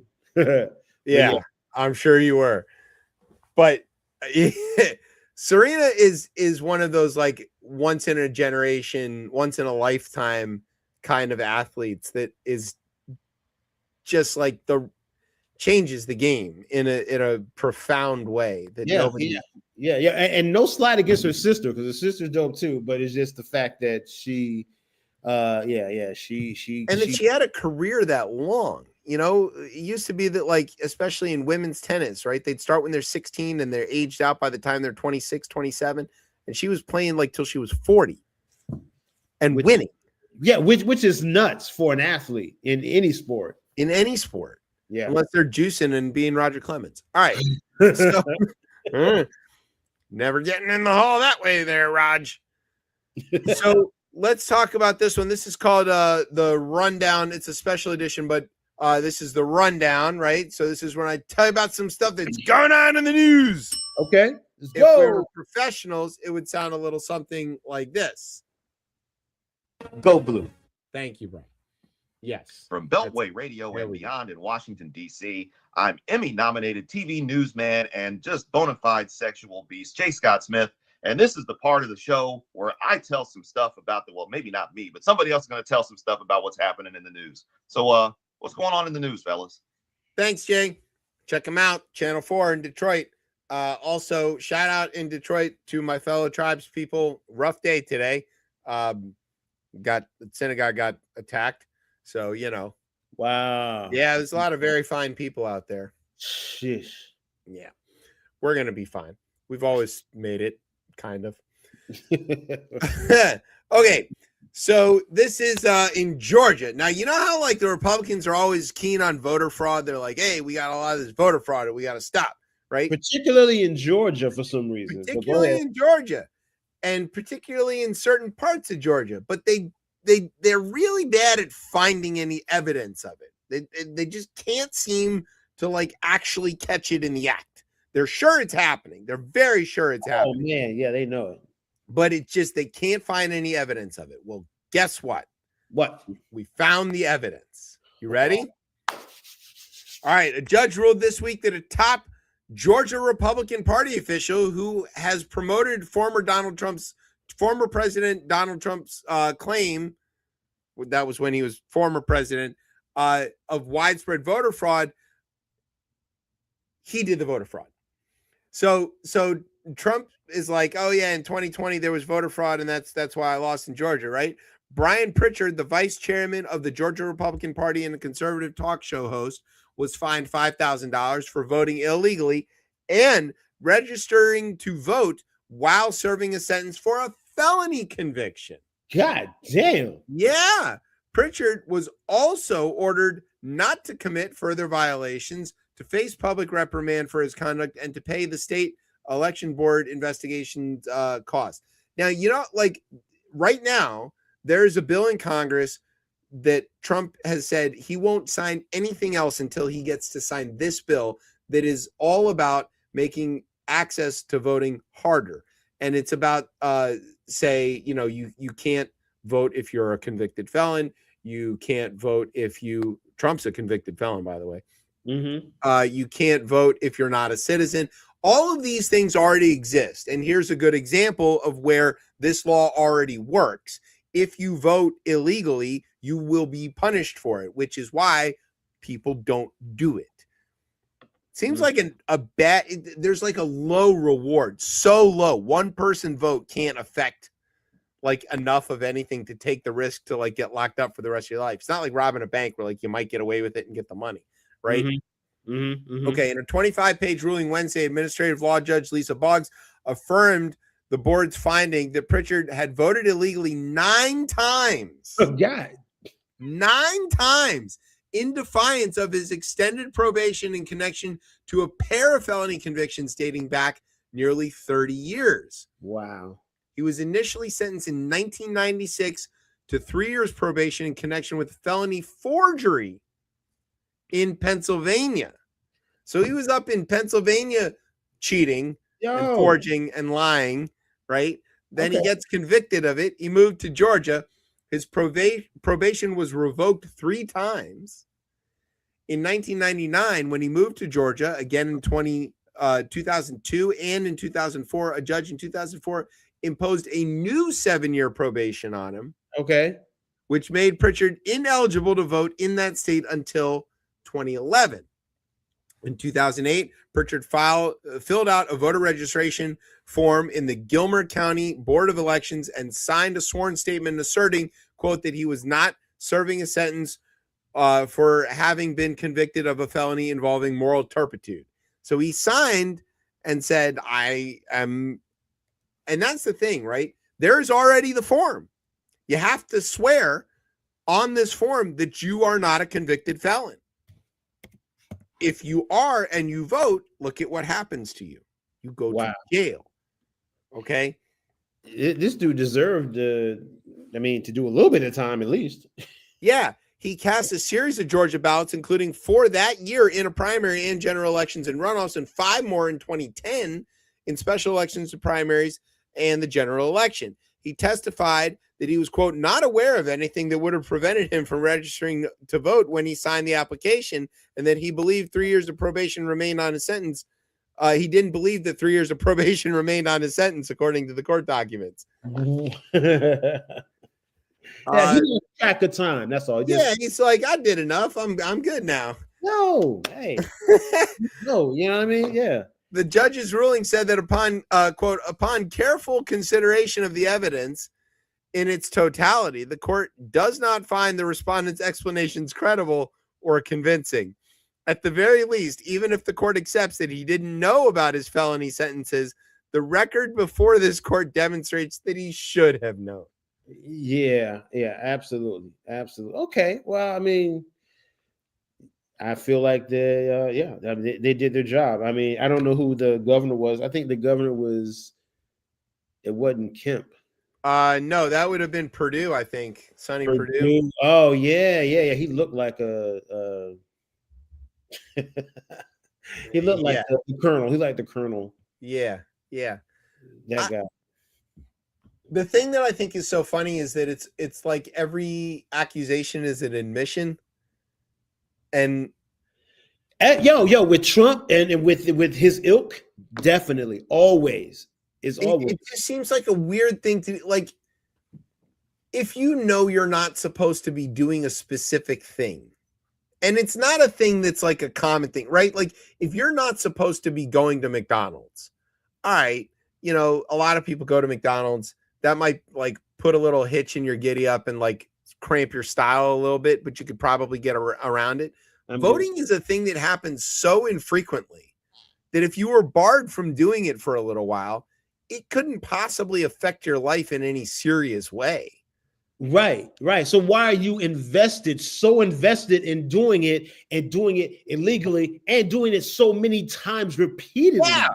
That is crazy. You know that it's illegal to do it, and you're going to get your stuff back. Like, wait it out, man.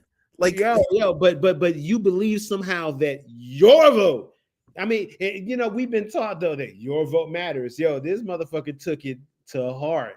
He thought that his vote mattered enough that he was willing to break the law to do it. Number one. Number two, he thought that probation didn't apply to him because he felt like he was just done with it or something. I don't know. It's crazy to me. Yeah. And he did it 9 times. And he's a vice chair of the party. So it's not like he's disconnected from this. There are people who end up accidentally voting when they shouldn't, right? Mm-hmm. You hear those stories every now and then. This guy knew what the fuck he was doing. He did it on purpose. He lied on the form. Yeah. And I don't know. Maybe he thought, because of his, because of his party, because of his association, that he was going to be. He thought protected. Because of his connections, he was going to get away with it. He was going to be exactly protected. Yeah, maybe he thought he was going to be protected. I don't know. Yeah. Wow. All right. So speaking of protection, people like guns for protection, right? Well, there's a group of people who ought not have guns, right? Now, we talked about felons voting. Felons also not supposed to own guns. There's a whole big thing about that, right? Absolutely. When you're convicted of a felony, you lose certain rights, even rights that are granted to you by the Constitution. Sometimes those rights are like voting, right? For example, sometimes those rights are to keep and bear arms. You don't lose free speech. You can never lose that, right? Even if you're in prison, you still have free speech. It's more limited, but you can still like write an op-ed for the New York Times if you wanted to. Right. And you'd never lose your right to not have to quarter soldiers. That one's never going to go away, right? Okay. Third Amendment's going to be good. You're never going to lose your right to self, Fifth Amendment and not have to self-incriminate. You never have to talk. Those things can't be taken away from you. But Second Amendment rights can, because they're special. A gun, Very special. A gun is a very dangerous thing, right? And so if you've been convicted of a felony, specifically of a violent felony, we might really not want you to have a gun for various reasons. So states have rules like that, and the feds have rules like that. Until right now. Last month, the Department of Justice quietly published a list of 22 names in the Federal Register. With little explanation or fanfare, the department announced that these particular individuals had their federal gun rights restored. Now, let's just talk about what that means, like, very briefly. Okay. When the government goes to do anything, right, whether it's at an agency level or, a bigger, grander thing, they have to publish that they're doing it in the Federal Register, and that's when it goes into effect. So, like, they can make all the schemes and plans they want, but it doesn't happen until they hit send, right? Okay. And so now sometimes what they're doing is something that they're really proud of, and so they make a big deal of it. As they hit send, they also call a press conference or whatever. Sometimes what they're doing is something that they know is going to get them in a lot of trouble and that is unpopular with the general public, and so they just publish it and hope that the flood of all the stuff that's getting published, people like kind of lose track of it in the middle of it. Gotcha. But of course, there are dedicated people, reporters, and now probably AI that just reads this Federal Register all the time looking for anything interesting. And, well, they found it. Most of these people who just got their federal gun rights restored, still having been convicted of a felony, they had something in common. Decade-old felony convictions. And many of them have been charged long ago and had lived for years without access to their firearms. So they had basically kind of made peace with it. And those guys, should they have their guns back? Maybe, maybe not. It's not that big a deal, right? It's not that many people. Right. There's one exception, which is a much more recent change. Republican Arizona State Senator Jack Hoffman, who was indicted in 2024 for being a fake elector in 2020 and was one of dozens of people that was convicted, and then Trump pardoned him in November. Okay, so wait, so just to make sure, was he a senator at the same time that his rights were revoked? Yes, he's a state senator in Arizona, and what happened, if you can remember back in the election in 2020, right? Because the groups of Republicans in various states, Arizona included, just refused to believe the outcome of the election. They appointed themselves electors, meaning representatives, to go to the electoral college as if they had won, even though they hadn't, which meant that they broke the law a lot of times, so to speak. Yeah, they basically forged documents saying that they were the legitimate electors without that being true. So they're committing perjury and forgery and all kinds of other federal crimes and state crimes on each of these documents that they signed, dozens and dozens and dozens of them. Wow. And they sent, however many electors Arizona gets. I think they get 11 or 12. That makes sense. Yo, that makes sense to me. Yo, take your guns. Man, if you did not follow the rules and the will of the people who voted, you know what I mean, and then you took it upon yourself to try to waltz in and be like, yo, I'm representing and then you definitely don't need a firearm. I'm sorry, just go ahead. Go ahead. No, that's exactly right. Basically what he did was commit a paperwork version of an insurrection, right? Tried to subvert the will of the people and overthrow the rule of law and the federal government. And, so no, you shouldn't have your guns, right? But he also donated a bunch of money to the Trump campaign. And so the Trump people basically got in power and gave him his gun rights back, which is a thing that they can do. But it does raise some questions. And it's an interesting thing here. And it's a thing that, I do want to bring up, Mel Gibson got his gun rights back in a similar fashion after battering his girlfriend. Not Mad Max. Yeah, Mad Max had his guns taken away. What? Yeah, he's not even American, and he had gun rights.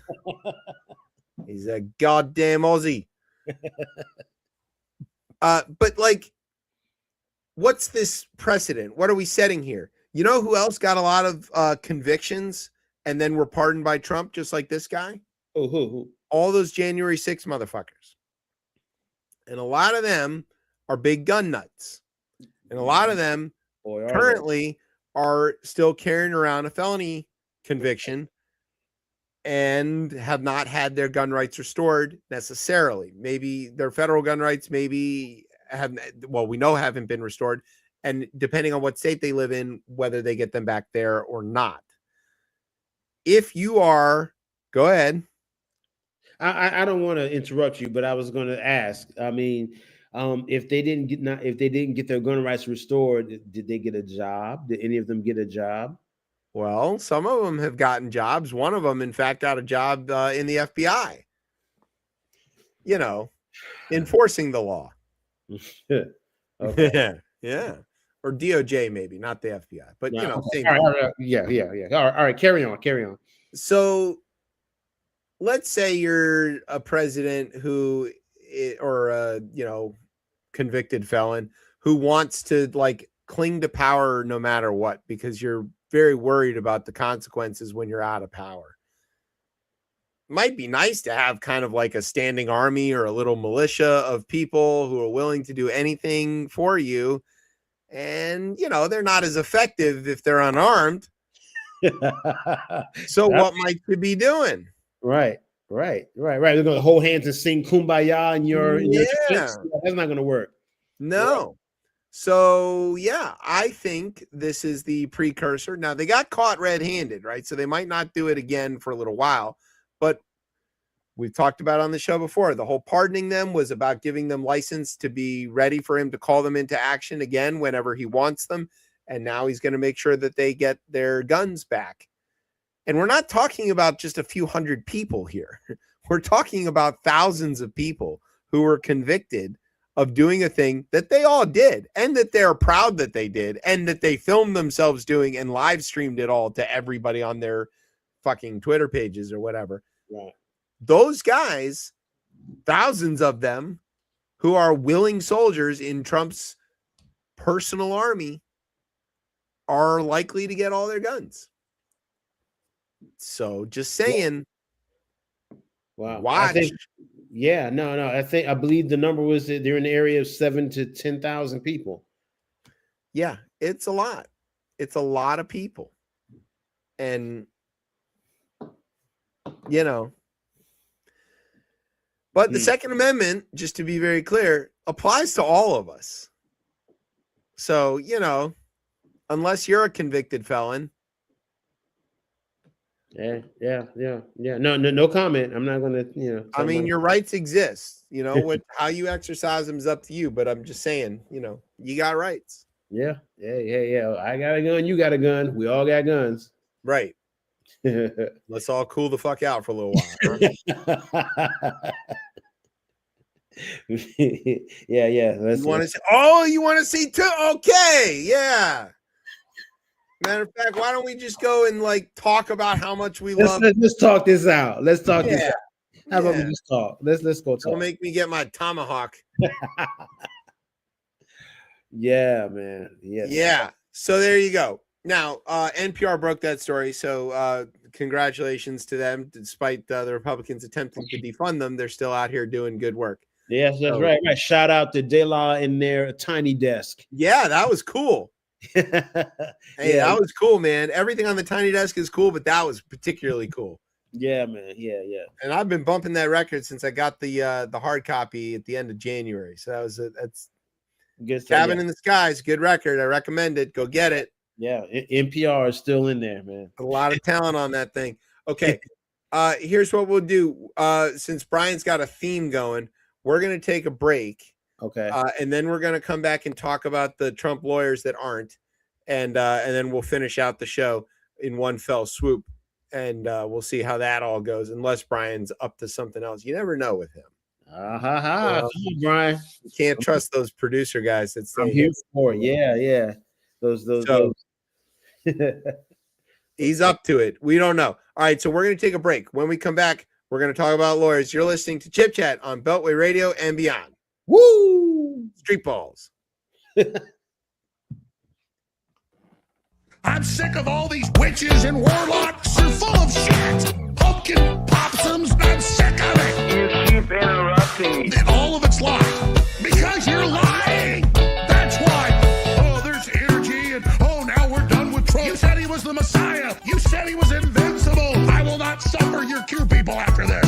I knew what you were day one. I know what you are now. Witches and warlocks are full of shit. Pumpkin possums. I'm sick of it. You keep interrupting me. And all of it's lies. Because you're lying. That's why every goddamn thing out of your people's mouths doesn't come true. You said it was all over. You told us the stuff. You.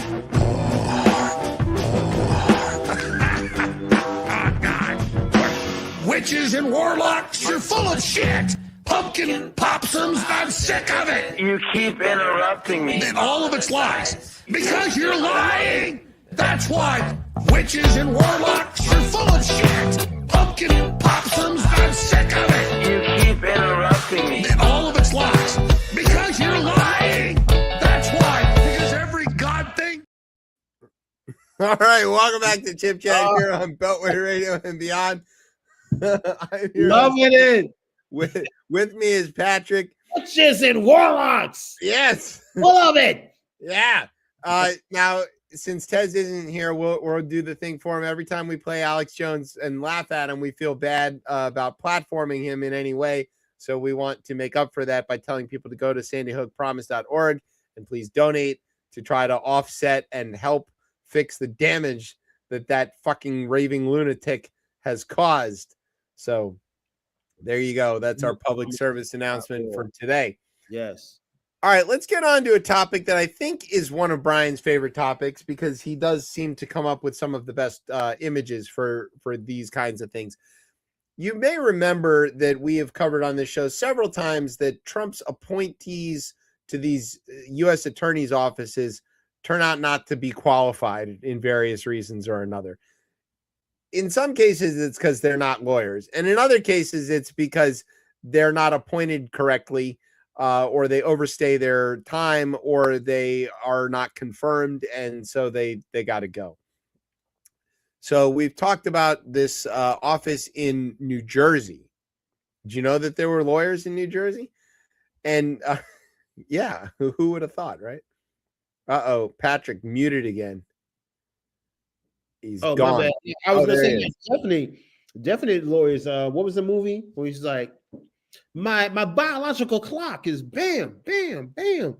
Yeah, there you go. See, what was the movie? I don't know. It was the one with Joe Pesci.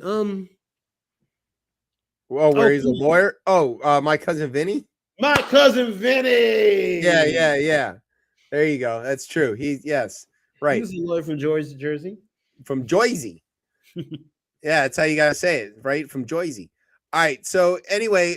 In the great state of New Jersey, the Garden State, the home state of my father, there are lawyers, and there's a U.S. Attorney's office in New Jersey, and they have had trouble filling this spot.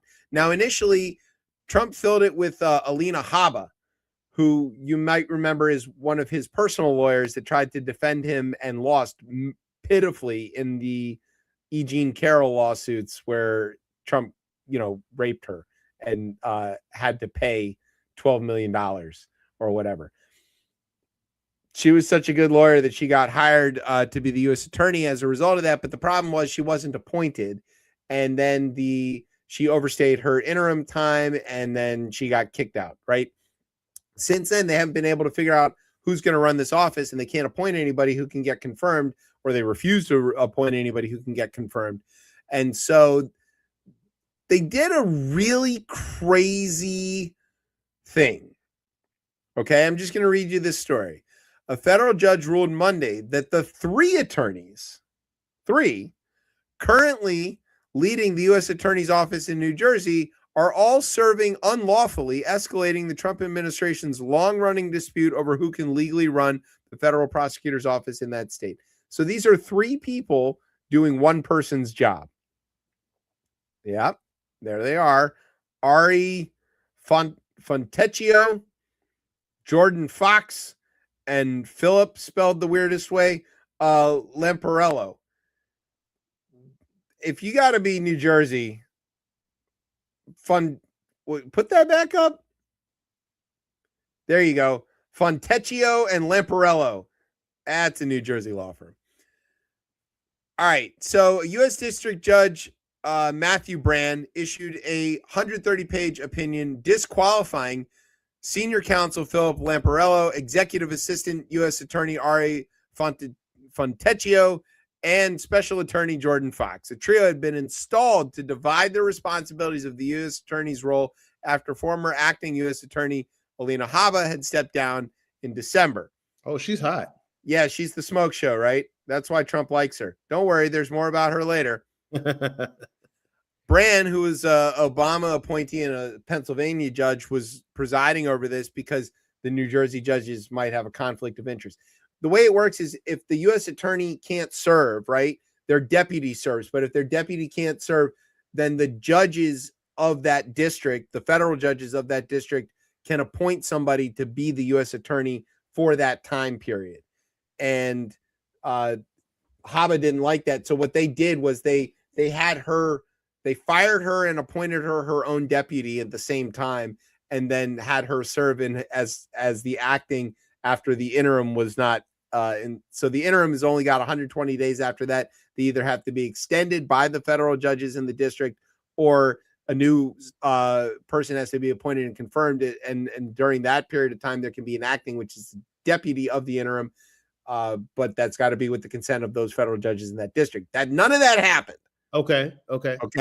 So this is like the third district where this is happening, including the Eastern District of Virginia, which is why the cases against Comey and Tish James fell apart, because again, these people cannot get out of their own way. They just refuse to do laws.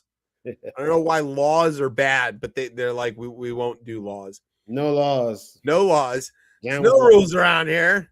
Rules in a knife fight. Yeah. The decision marks the second time in less than a year that Brand has ruled that the office's leadership was unlawfully appointed. Last summer, he determined that Alina Habba, a former personal lawyer for Trump, lacked legal authority to serve as the acting U.S. attorney, and the appeals court later upheld that ruling. After Habba's departure, Pam Bondi, who I think thinks she's a lawyer, appointed Lamparello, Fontecchio, and Fox to collectively handle the responsibilities. Brand ruled Monday that dividing the position among three officials violated the Constitution's appointments clause. Yeah, you think? Quote, the government assembles a convoluted patchwork of statutory cross-references to craft a leadership structure that it contends can do anything a U.S. attorney can without being a U.S. attorney. Oh, that is a great explanation, though. I love that. Yeah, why not? It's not like Captain Planet. By your powers combined, I am U.S. attorney for the district in New Jersey. I can do whatever I want. Yeah. Making up lies. So don't worry, though. Habba had something to say about this. Another ridiculous ruling from Judge Brand disqualifying three individuals serving New Jersey's DOJ front office of the U.S. attorney. Judges may continue to try and stop President Trump from carrying out what the American people voted for, but we will not be deterred. The unconstitutionality of this complete overreach into the executive branch time and time again will not succeed. Well, so far has succeeded. Mm-hmm. They would rather have no U.S. attorney than safety for the people of New Jersey. Judges, do not fire DOJ officials. AG Pam Bondi and POTUS to get in line. Wow. Fiery statement. That was strong. That was a lot of words. You know why she had so much time to write all these words? Why? I want to challenge you to read this next story in your best Robin Leach voice. Do you remember what he sounded like? The Lifestyles of the Rich and Famous guy? Yeah, I do. Okay, Let me try go it. for it.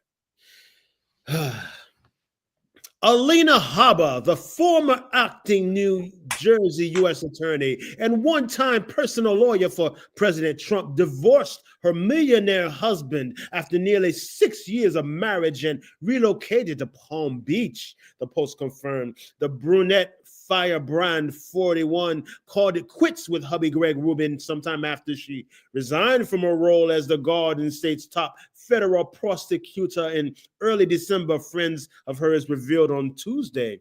Habba, who rose from prominence after Trump hired her in 2021, headed for the greener pastures of Palm Beach, Florida, a short ways from the president's Mar-a-Lago resort. Huh? Is that good? All right. So good. Pals of the glamorous former fashion executive said Habba is better off following the split. Is better off following the split. Sorry.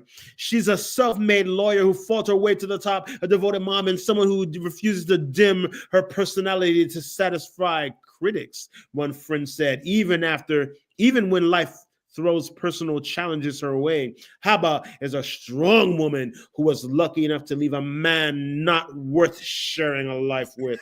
Huh? An incredible statement. That is pretty dope. Alina is constantly working and running, traveling. The woman doesn't stop. I've never seen anything quite like it. She's a machine. The source added. Neither source indicated that Habba had found a new beau. I'll get in line. Yeah, right. I'm sure there's more. Yeah. The second source said they were excited for Habba to find someone who can reciprocate and supplement her industrious energy, a sector where Rubin was apparently lackluster. Yes, that's the line right there. No, that's pretty dope, yo. You know what that means, of course, but nothing a little blue pill can't fix. This is actually her second divorce, by the way. Yo, man, yo, we on the same page. I'm with it. Yo, I'm here. And she has 3 kids. Yo. However, one of them is Trump's draft age. So right. Ooh, stop, Brian. No, stop it. Only one of them's hers. The other 2 are her stepkids, I think. Oh, from Rubin. Okay, so there's a little bit of a twist there. All right. Yeah. I mean, she cuts a path of destruction behind her. Obviously, she does. Okay, yeah. We're gonna avoid that. I got enough. You want to be the next notch in the bedpost? I'm sure you could be, but and I got enough stress in my life. That's cool. Yeah. I don't want to be associated with any fake lawyers. Yeah, right. I don't care what they look like. Wow. She's a fraud. Everything about her is a fraud. She's none of the things that she says she is, and she's bad at the things that she claims to be. Okay. The lawyers, man. Yeah. Air quote lawyers. Oh, quote lawyers. Let's talk about wasting time with college. Now, look, before we get into that, we want to say we're not like casting aspersions on people who go to college, right? I think that college is a worthwhile use of your time, especially if you're studying something that you're passionate about, and hopefully, leads to a fulfilling life and career and all of those kinds of things. Absolutely. You have to do it as cheaply as possible, but yes. Right. And knowledge is knowledge, right? They can never take that away from you. So if you learn it, retain it, right? That's great. You can learn it a lot of ways. That's fine too. It's absolutely. Life is college. Yeah. So I'm not saying higher education is bad. I'm not saying it's the only option either. I want people to be able to make, their own life put together. I happen to work at a university currently, so I'm a big fan of higher ed, and not just because they pay me, but because I do see the promise, right? I see those kids walking around campus, and I look at them and I go, oh, that's our future, right? Hey, so yeah. I'm very proud of what they're doing, and I try my very best to read the posters on the walls in the various buildings and understand, you know, every third word or whatever. I'm trying. Yeah, hey man, look, we've all played the board game, the game of life, and it laid Yes. it out beautifully. You know what I mean? So you have options, and hopefully you make the right choice. There are many paths. Nothing will make you feel dumber than walking around in a science building at a real university. just saying. There's a lot of big words in that chemistry department. All right. So, but let's talk about this. So there is a there's a U.S. Department of Education kind of currently. And yeah, and then there is also a thing called the GAO, which is the Government Accountability Office. It used to be the General Accounting Office.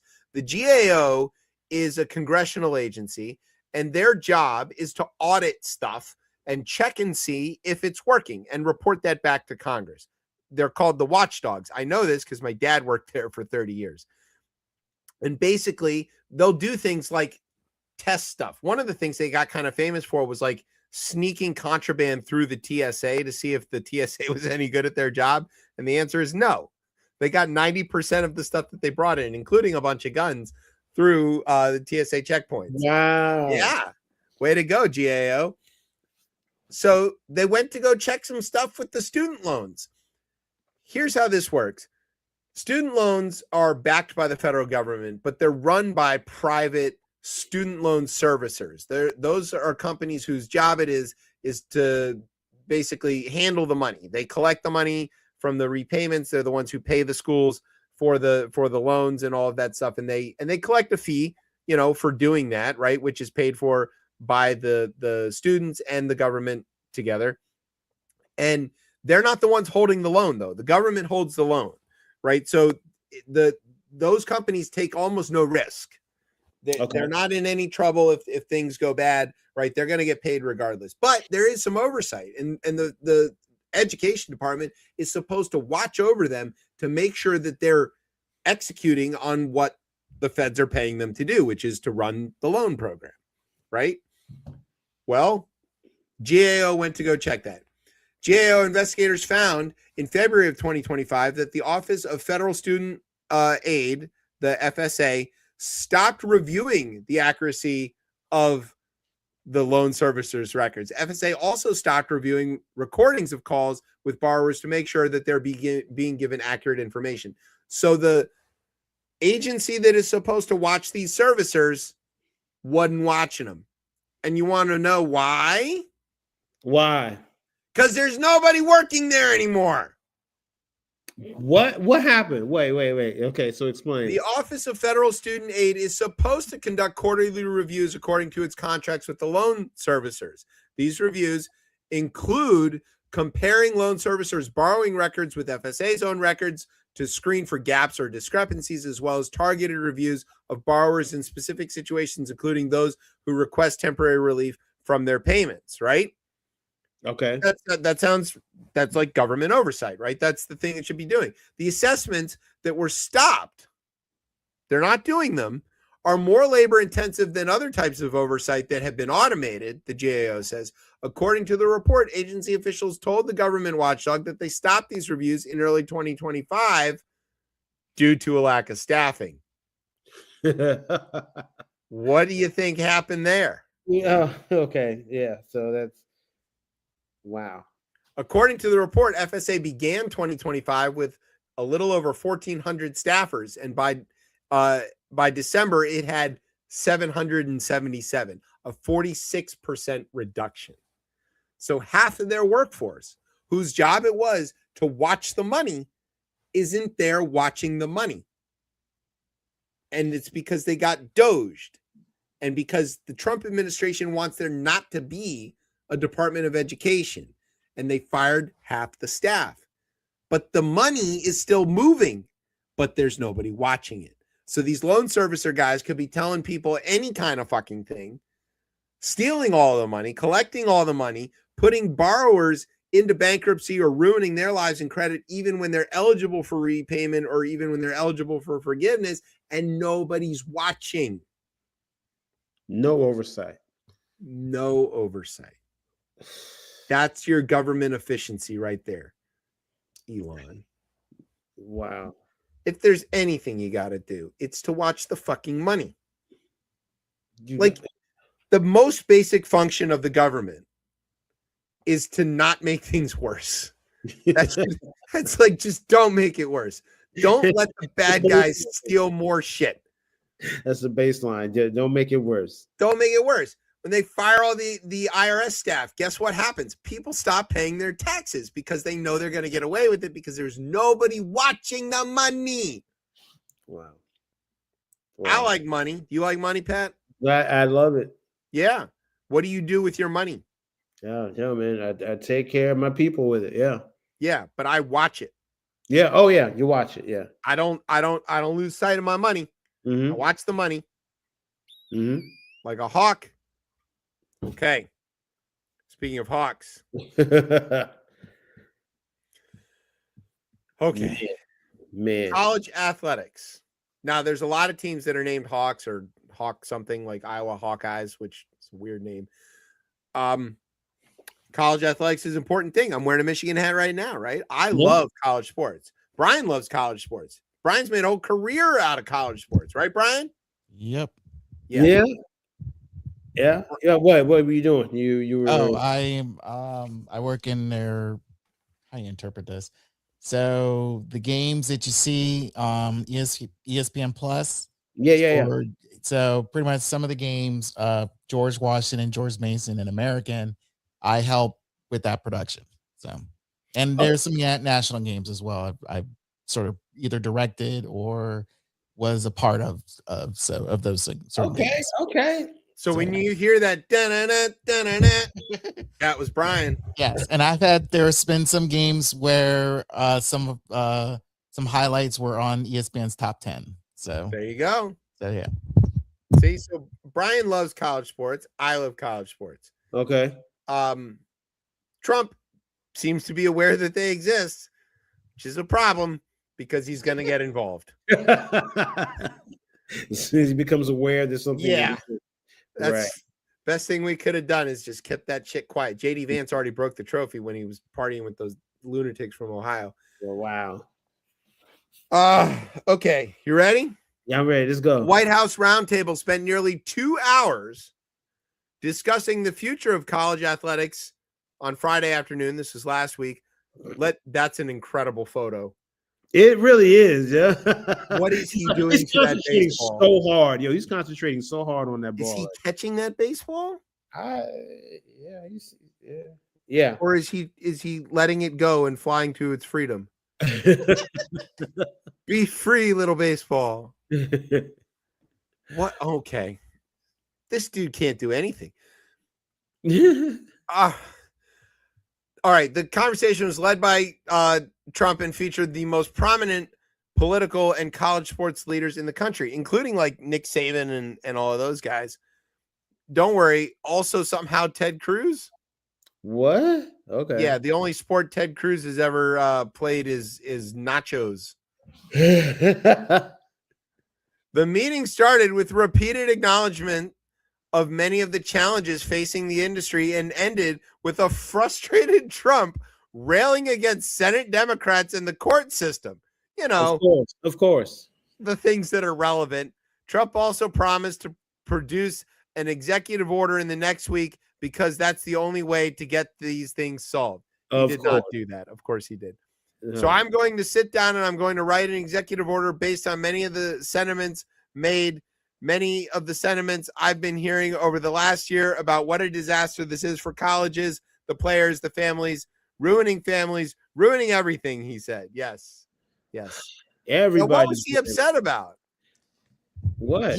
Okay. All right.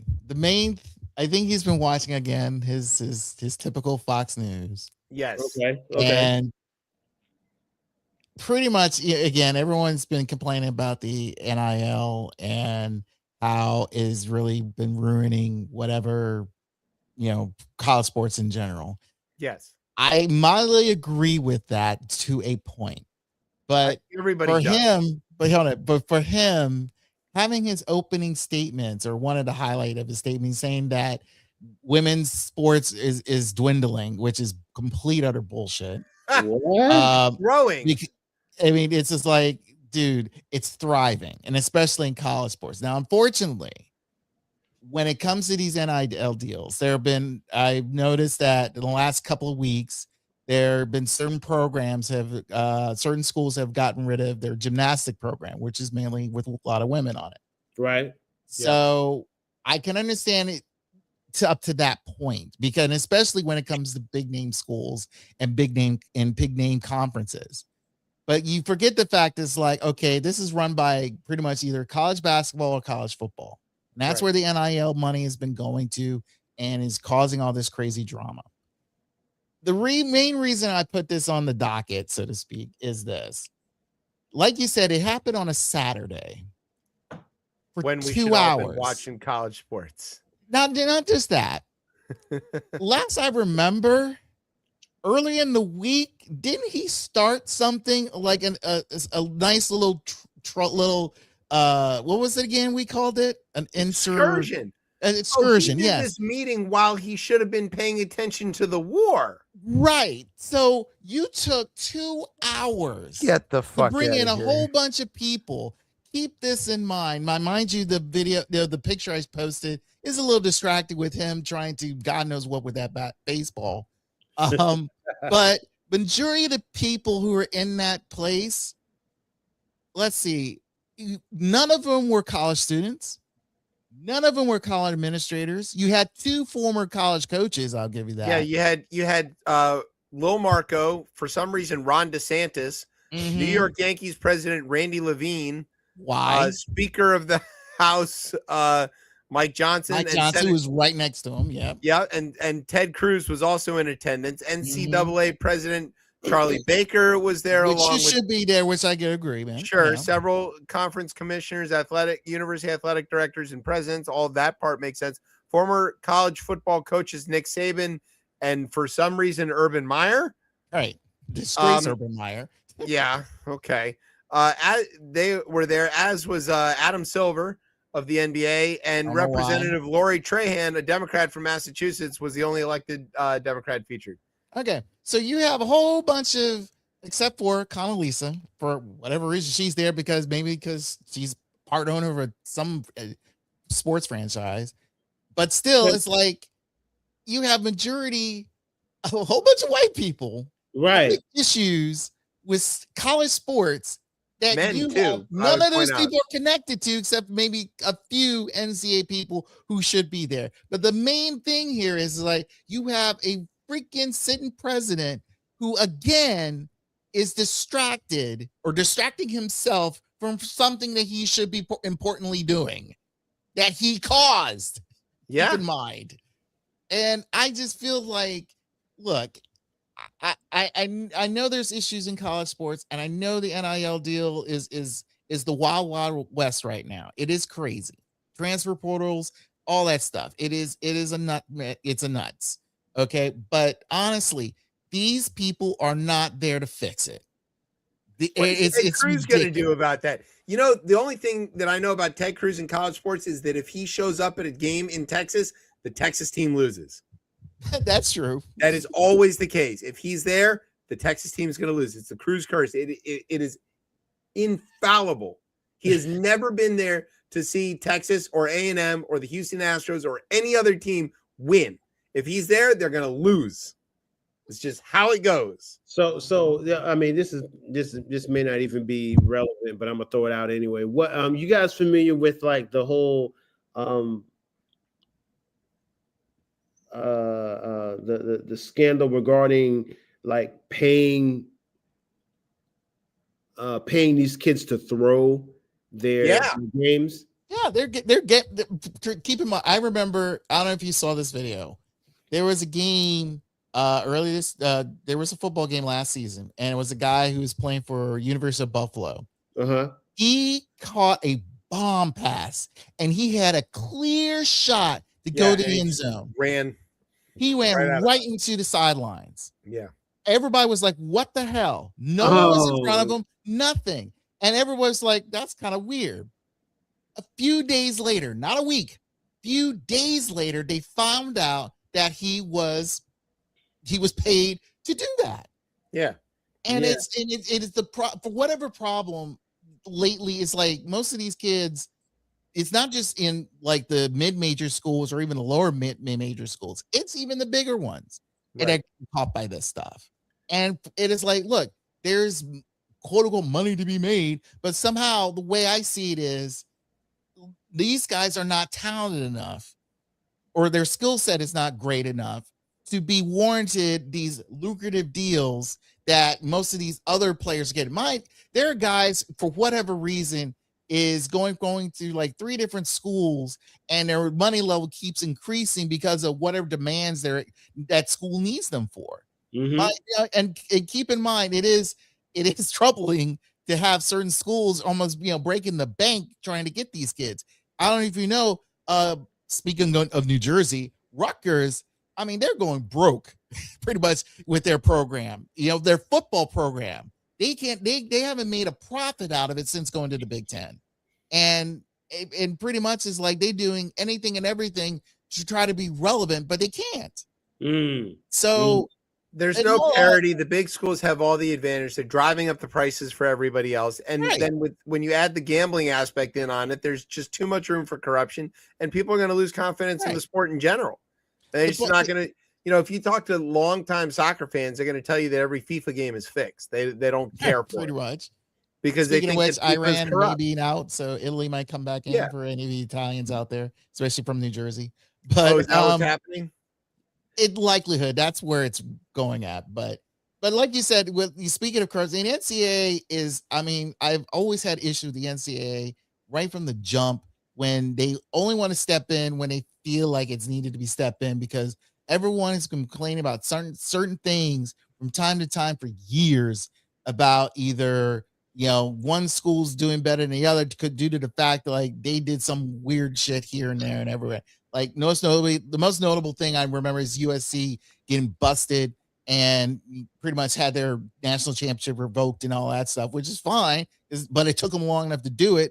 But then again, you got other schools doing the same shit, and you sort of like sit back and say, oh, we did our thing. We got USC. Why don't we'll get somebody else down the line later. They went and got Louisville in 2013, and Michigan ended up having been the only other team to compete in the final, but we didn't score as many points as Louisville, but Louisville had their win vacated. So maybe we did win the national championship. Yeah. So they'll pick and choose. But to be honest with you, I think ever since the floodgate of the NIL stuff came about, it has been unstoppable. And I think it's like they never what you think was going to happen. I mean, a lot of, due to the fact it's like if they just let it come here gradually, it would have been settled. We wouldn't have this issue for have Donald Trump sign an executive order, creating a crazy panel that makes no sense to have. And while you're having a insurgent or whatever you want to call it, it's just excursion, not insertion. That's a different thing, Brian. Like I said, whatever you want to call it. Okay. All right. Let's move on from that kind of college nonsense to more college nonsense. This one is called The Inappropriate Relationship. Heavy emphasis on the "the." The president of The Ohio State University has resigned after he disclosed to trustees that he had, quote, an inappropriate relationship, the school said in a statement on Monday. President Walter Carter Jr., who has led the school for 2 years, said in a statement that the relationship was with someone seeking public resources and that he made a mistake in allowing inappropriate access. Yo, I'm sorry. Keep that picture up. This dude looks like a cartoon character. Hey, ChatGPT, make me the most stereotypical example of an out-of-touch rich white guy you can possibly manage. Oh, look, it's Walter Carter Jr. Walter Carter Jr. Okay, I'm sorry. Go ahead. Continue. Basically, he had a relation. It's not clear what the relationship is, but there's a woman. Of course, there's a woman involved. Mr. Johnson said part of the university's. Oh, okay. So Ben Johnson, an Ohio State spokesman, said that the board of trustees was alerted to the matter by, quote, someone outside the university. He said that the university will investigate potential concerns regarding public resources. That person outside was somebody paid for by all of us in Ann Arbor. I'm sure of it. Mr. Okay. Johnson said part of the university's investigation included a business filing for Veteran USA LLC, which is spelled wrong, Veteran USA, because it's about hearing impaired things, maybe. The name is registered to Chrysanth Vlachos. That's a name. She sounds Something exotic. Yeah. I don't. Brian, see if you can find out who this Chrysanth Vlachos is and get her on the show. She hosts the Call Out podcast, which describes itself as connecting military and veterans to the future of energy and utilities using AI. That is word salad. Wow. What the fuck could that possibly mean? Mr. Carter appeared on the podcast at least twice. It's unclear if the relationship Mr. Carter referred to was the one with Miss Vlachos. Yeah. So there's not like much of a story here, except that I'm just sort of like reveling in Ohio having a bad time. The resignation comes as the university of about 67,000 students in Columbus face negative publicity on other fronts. For example, students and faculty have pressured the university to end its connection with donor Les Wexner, who founded Victoria's Secrets, an alumnus and former Ohio State board chair, because of the retail billionaire's ties to Jeffrey Epstein. Yeah. Also, it turns out that Jeffrey Epstein was paying the head of the OBGYN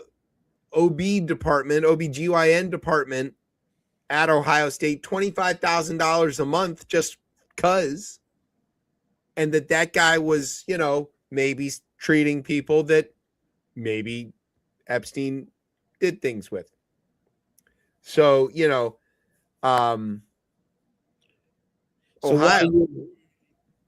I'm sorry, I didn't mean to cut you off, man. Why are you looking it up, man? I pulled up Christine Vlachos and the guy. Yeah. Okay. Yeah. They were boning. I could tell. Okay. There you go. That's I'm good, sorry. good sleuthing. Good sleuthing. Wild guess, but good work. Yeah. How could you ever figure that out? Also, yeah. So, like, way to go, Ohio. Continue to be the worst place on the planet. And don't come at us for the Sharon Moore bullshit. We know that's bad. We're very aware that's very bad. And all of the other coaches who apparently are doing awful shit. We know. We're fixing that. Get your own shit together. Absolutely. Don't come for us. Absolutely. Now, look, if Northwestern or somebody like that wants to make fun of it, we get it. Okay. You nerds are squeaky clean. We're cool. We understand. We're bad. You're good. You have real degree and can read, and we're just great at football and basketball. We get it. And hockey and gymnastics and track and all of the other things that we're like winning the conference in. Fine. But Ohio, shut the fuck up. All right, and let's go to Arizona. And then, Brian, do you have any more of your AI nonsense that we have to decipher? Maybe. Do you want to slip it in here before we go to the last stories? Finish the show. Oh, okay. Oh my God. Oh, this is never good. The FBI obtained voting data from Arizona GOP's 2020 review that confirmed Trump's loss. So here's what happened in this story. Okay. Again, we're back to Arizona and Trump losing the election there in 2020, right? And he was like so dead set that this couldn't have possibly happened. And so the state Senate, which was controlled by Republicans at the time in Arizona, hired a company to check into this, right? And I think they were called Code Ninjas or something like that. They were not a company that had anything to do with elections. They didn't have any experience in any of that or whatever, but they hired them to audit the ballots, right? And they came back with, no, there wasn't any fraud and they didn't have any evidence of any of this. But because they did that, that got published in the report that the Senate, the Arizona Senate, made from their findings, which meant that the information from those voter information, whatever, which would have normally been destroyed by now, still was compiled and in this place. Okay, right. It was in there. It was on record. It's in there in the report, but it's under seal because it's very sensitive information, right? You can't just like put that out there and people are going to find out like who the voters are and what their social security numbers are and all that kind of shit, right? Okay. Well, a federal grand jury in Arizona has subpoenaed records from the review that the Republican lawmakers conducted of the 2020 presidential results that confirmed Trump's loss. The subpoena opened a new front in the current Trump administration's expanding hunt for evidence that has never surfaced to support the president's claim of widespread fraud. The law enforcement steps have alarmed election officials for a lot of reasons. Arizona's State Senate President Warren Peterson said Monday that he had received and complied with the subpoena last week, and the FBI has the records. A federal official with knowledge of the subpoena confirms that the FBI obtained the records. The official said that they needed to remain anonymous to discuss this. In 2021, the Republican-led state Senate commissioned a review of nearly 2.1 million ballots in Maricopa County. The effort was funded by Trump supporters, conducted by a firm with no election experience, and run by an executive who supported Trump's fraud claims, his fake fraud claims. Nevertheless, the self-styled audit reaffirmed that Joe Biden had in fact won the race, quote, with no substantial differences from the official certified count. Because of that review, the state Senate retained election records that ordinarily would have been disposed of by now, according to former staff member, and now the FBI's got those. What are they going to do with that? They're not supposed to have that. It's not supposed to exist, right? I mean, it's supposed to have been destroyed by now. But yeah, so they've got it. What are they going to do with it? Well, what have they done with it? They've done the same thing in Georgia. They got a bunch of the records. These are places where they're claiming that Trump actually won. I mean, if I had to guess, they're going to fudge some stuff and they're going to make a claim that, no, Trump actually did win and that these states are illegitimate, and they're going to maybe try to make it so that people can't vote there. I don't think there's going to be an election in November, to be honest, but this is part of it. Yeah. So quick question, like the infamous phone call, I can't remember if it was Arizona or Georgia, but Georgia. I need you to find me 11,781 votes. That's one more than we need. Right. So why is that not? I mean, obviously, it's nothing official about it, but why is that not admissible? Why is that not a part of the conversation? Why does that not convict him? Because Fonnie Willis was banging her co-counsel. And so that queered the whole indictment. Okay. They tossed it. That's why. I mean, it's not that he didn't do it. He did it. Right. And in it's public, not like he said I didn't do it. He said I'm allowed to do that. Right. And public opinion don't mean shit. It don't. Okay. We're a country of laws still for now. Yeah. Yeah. What are they going to do with this? They're going to find the people. They're going to try to make it so that those people can't vote. They're going to maybe go intimidate them. They're going to maybe, draft their kids first. Who knows what they're going to do with it? But they're not to have this data for obvious reasons. This is a vindictive, false indictment or whatever investigation, and they're using the weaponized DOJ to attack their political enemies. There you go, Arizona. Watch y'all shit. Everybody watch y'all shit. Ain't gonna be no election. Okay? Yeah. You hear it every week, and nobody believes me, but you hear it here every week. I want a medal when that turn out to be right. I'm gonna be really sad when it turns out. Hey, man, look, man, just get my cafeteria tray. I'm ready for the slop to be slapped on. Yeah, we're gonna be in the same cell block together. Well, I'm sure we'll be doing ChipChat live from the gulag. I'm laughing, but I'm crying, yo. Yeah. All right, you hear that music, which means we've come to the end of the show. So we want to say thank you, Patrick, for hanging out with us. Yo, man, Uh, appreciate it, man. and Yeah, being a great co-host. We're coming up on your holiday, by the way. absolutely. Yo, National Poetry Month. Yeah. Yeah, that too. But St. Patrick's Day was what I was going with. Oh, okay. Yeah. Yeah. That too. Yeah. Between now and our next show. So make sure everybody celebrate responsibly in honor of Patrick and in the most safest way possible. Yeah, there you go. It's very Irish of you. So yeah, thanks to Tez wherever he is, hop slamming it up. We're sure. Thanks to our radio partners, Dubai 101.5, the desert's greatest hits and air raid info every 10 minutes on the fives. Thanks to NOTN for keeping us on for another week, maybe. Don't know. Thanks to our home on the interwebs, coplaymedia.com. And thanks, as always, to our family here at Beltway and Rip Radio for making us sound as smooth as George Santos's cameo career. Woo. There you go. All right, Pat, where can everybody find you on the socials? Just follow me on IG, man. Black Picasso's Gallery. That's it. Black Picasso's Gallery. There you go. And you can catch up with all the cool shit that he's up to. All right. You can find me on the Twitter and the show at ChipChat RR. You can find us on Facebook or Instagram at Ripped ChipChat, all one word. And you can find me on the Blue Sky at Chef Chip, my old Twitter handle. And you can find us every Thursday night here at 9:30 on Beltway Radio and also simulcast on Rip Radio because, we're everywhere and you might want to tune in everywhere.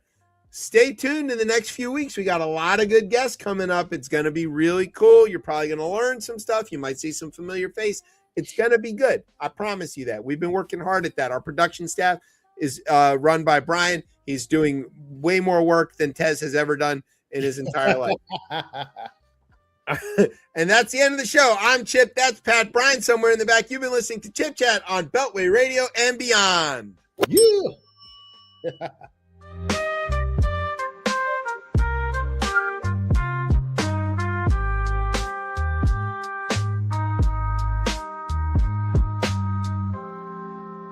I hope you enjoy what we promote to use. I don't watch. I hope you enjoy what we promote.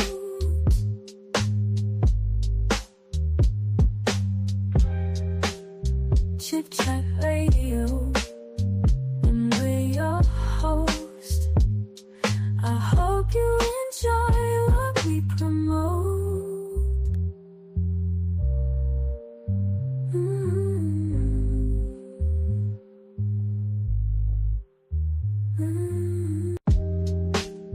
Chip Chat.